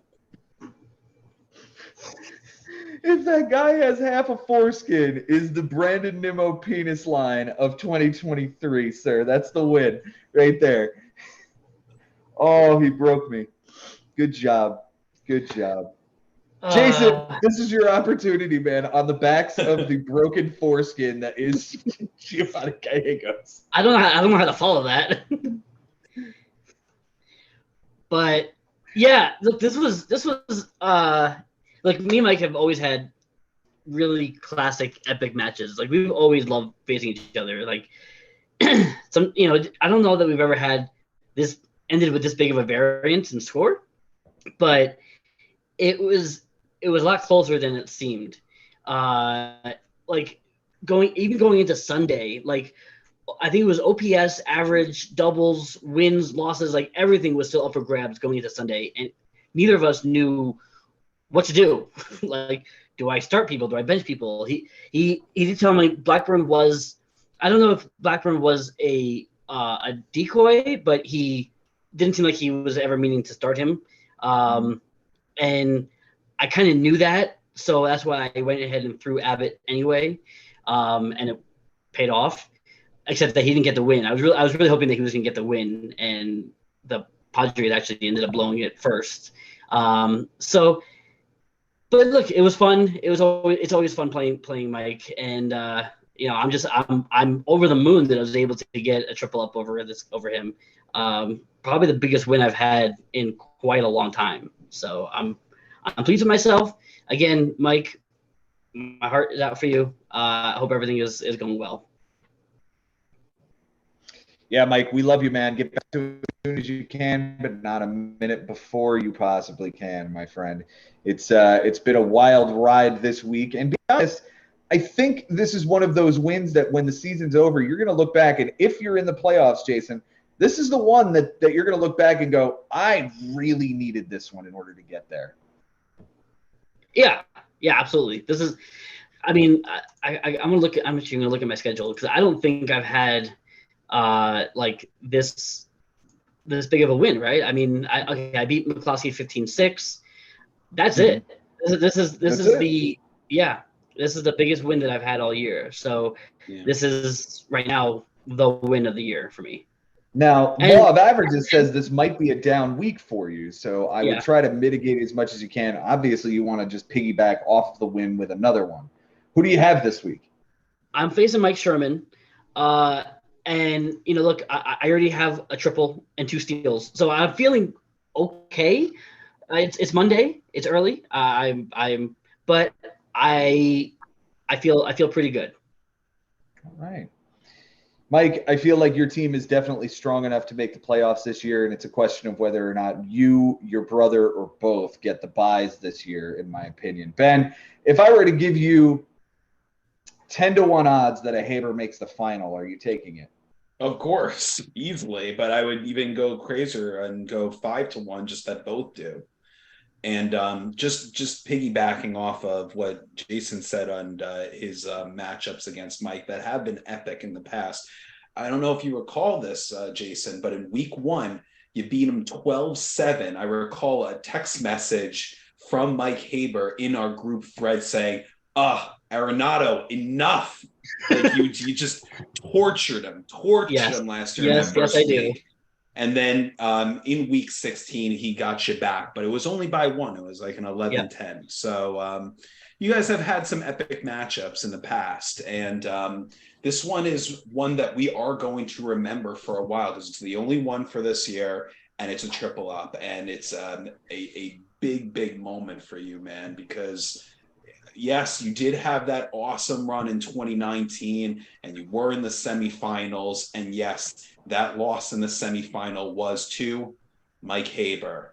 So this is a big response from you and could propel you into a playoff spot, man. Like I'm truly believing in this squad. I really think that there's a ton of balance between the offense, the relief staff, the starting rotation, and the fantasy owner, Jason Ashby. I truly, truly believe in you to actually propel yourself into the playoffs. So thank you, sir. 9 weeks, it's a long time. A lot can happen. Of course, you could take 2 or 3 big losses in a row, but maybe you can just weather the storm enough and chip away and get enough W's to squeeze in there as the 5, the 6, and maybe even higher. Like that's how much time is left. With 9 weeks, you just have a couple of big time wins. You could be a bye for all we know. So it's going to be an exciting finish, guys. And Mike Haber, yes, like we can absolutely count on him being in the top 6 as well as he always does. So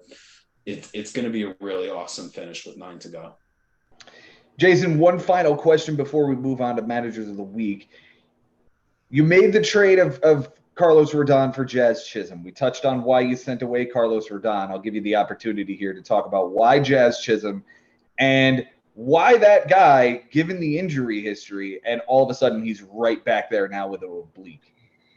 Yeah. In retrospect, I might have been a little fast on the trigger. I had the one trade left, and honestly, there was a part of me that just wanted to get it out of the way, so like I didn't have to worry about it the rest of the season. And Josh kind of came to me with it, and second base has been kind of a bit of a black hole for me since the Whit Merrifield trade. So the hope was that he's back, and this was his injury for the year, and he would be good to go for the rest of the season. And he did what I needed him to do for the week. He was really good for the week. And now this oblique thing, I just kind of hope that, resting over the All-Star break, maybe he's back, soon after in the second half. Yeah, because otherwise I'm trading one IL guy for another IL guy. Right, and then at that point, how much of the time is built up in the IL for this particular roster spot? You waited this long on Rodon to go trade for a guy who's just coming off of the IL with a toe injury. It just, to me, seemed like you were, replacing Whit Merrifield, but you were also kind of trying to replace Wander and Estuary Ruiz with the speed aspect, along with the power upside that Jazz brings.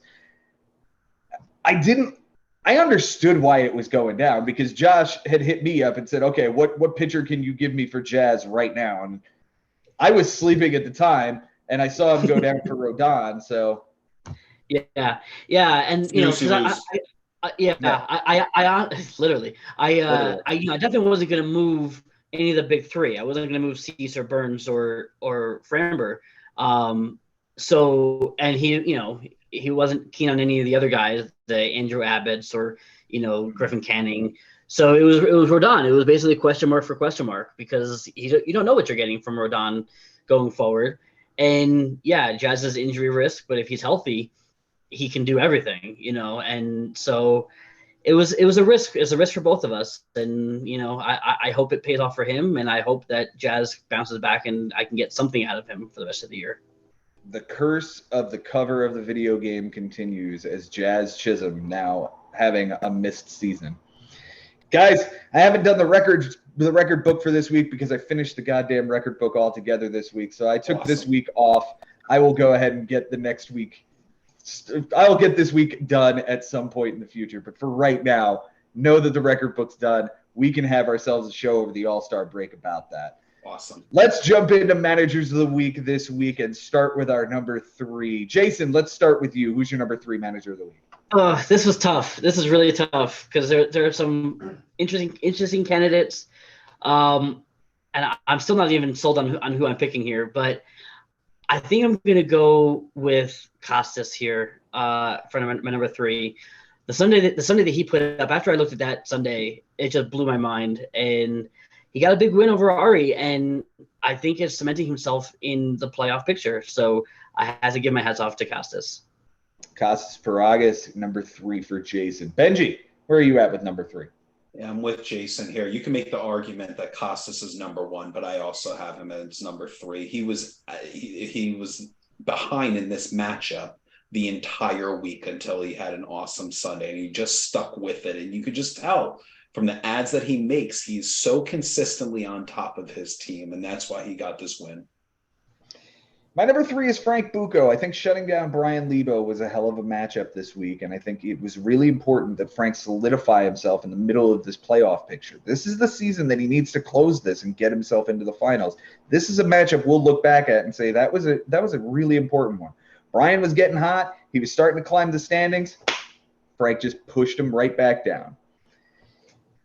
Jason, who's your number 2 this week? I'm going Bobby Russo here, and it's the big whooping, and I'm taking this with a grain of salt because I know it's against the last place team, but I can't overlook a 17-1 victory over anybody, and it thrusts Bobby into a bye scenario right now. We talked about it. He is, of any team not named Haber, he is probably the best bet for a bye, and he's there now. So he took advantage of the situation that he was presented, and he did it in a big way. So I got to give it to Bobby. Yeah, I also have Bobby at 2 here, even though it is over Matt Losi. Anytime you've got a 19-0 lead into the final game of Sunday, you deserve to at least be on this board. It's number 2 for a reason. We'll get to why it's number 2 in a moment. But Emmanuel Clase giving up 4 runs in the 9th inning of his game, and somebody else showing up for Matt Losey in order to get that ERA 1 tick from the shutout, 1 tick from the no-hitter. I'll go ahead and give Bobby the benefit of the doubt. He's got the number 2 this week. Benji, who's number 2 for you? Yeah, I got to agree. It's Bobby Russo for me. I don't love putting him in this group just because of who he was playing against. Matt didn't field a full team except for Tuesday, I think, and Sunday. Otherwise, he was playing with 6 or 7. And it was kind of easy to at least win the matchup. But when you see this kind of lopsided score, it's hard to ignore him. And I feel bad that Frank doesn't get in my top 3 as a result. Mm-hmm. All right, Jason, who's your number 1? Well, for me, I feel bad that I couldn't get Joe into the top 3 just because, again, to me the Joe Ben matchup is always the marquee matchup, and for you to come out on top of it is always fun to see. Thank you. I didn't manage well, but thank you. Well, I am giving the number 1 to Frank for all the reasons that you mentioned. Squashing Brian, as he's climbing up the standings, and the big tree that is Frank Bucco says and squashes him right down, and again I think cements himself in the playoff picture with a big 10-stat win. So congrats to Frank. Absolutely. Benji, do you also have Jason as number 1? Yes, I do, actually. And it's great management combined with the fact that it was against Mike Haber.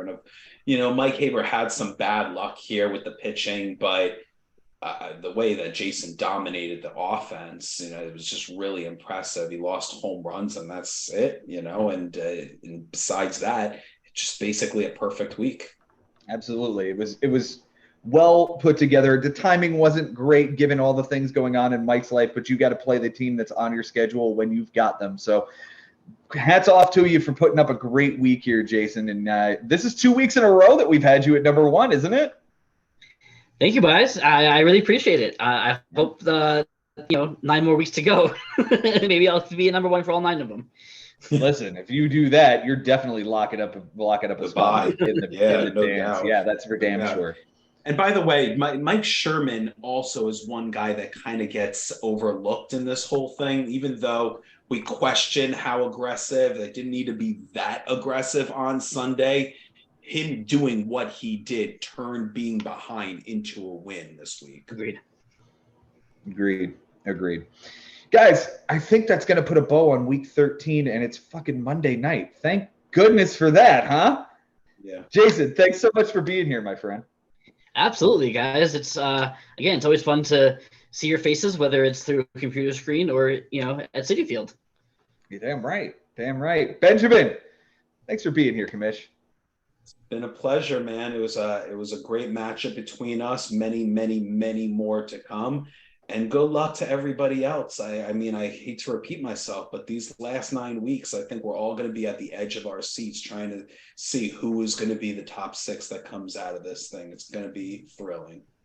Absolutely. Best of luck to everybody who's in this playoff hunt. Everybody in this league is, for the most part, in this hunt. You just got to put together a few really solid weeks, and you're right back in the picture.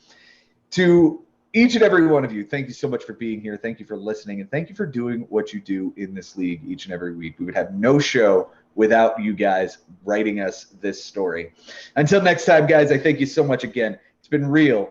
It's been fun. And it is always real fun in the bigs. We'll see you next time.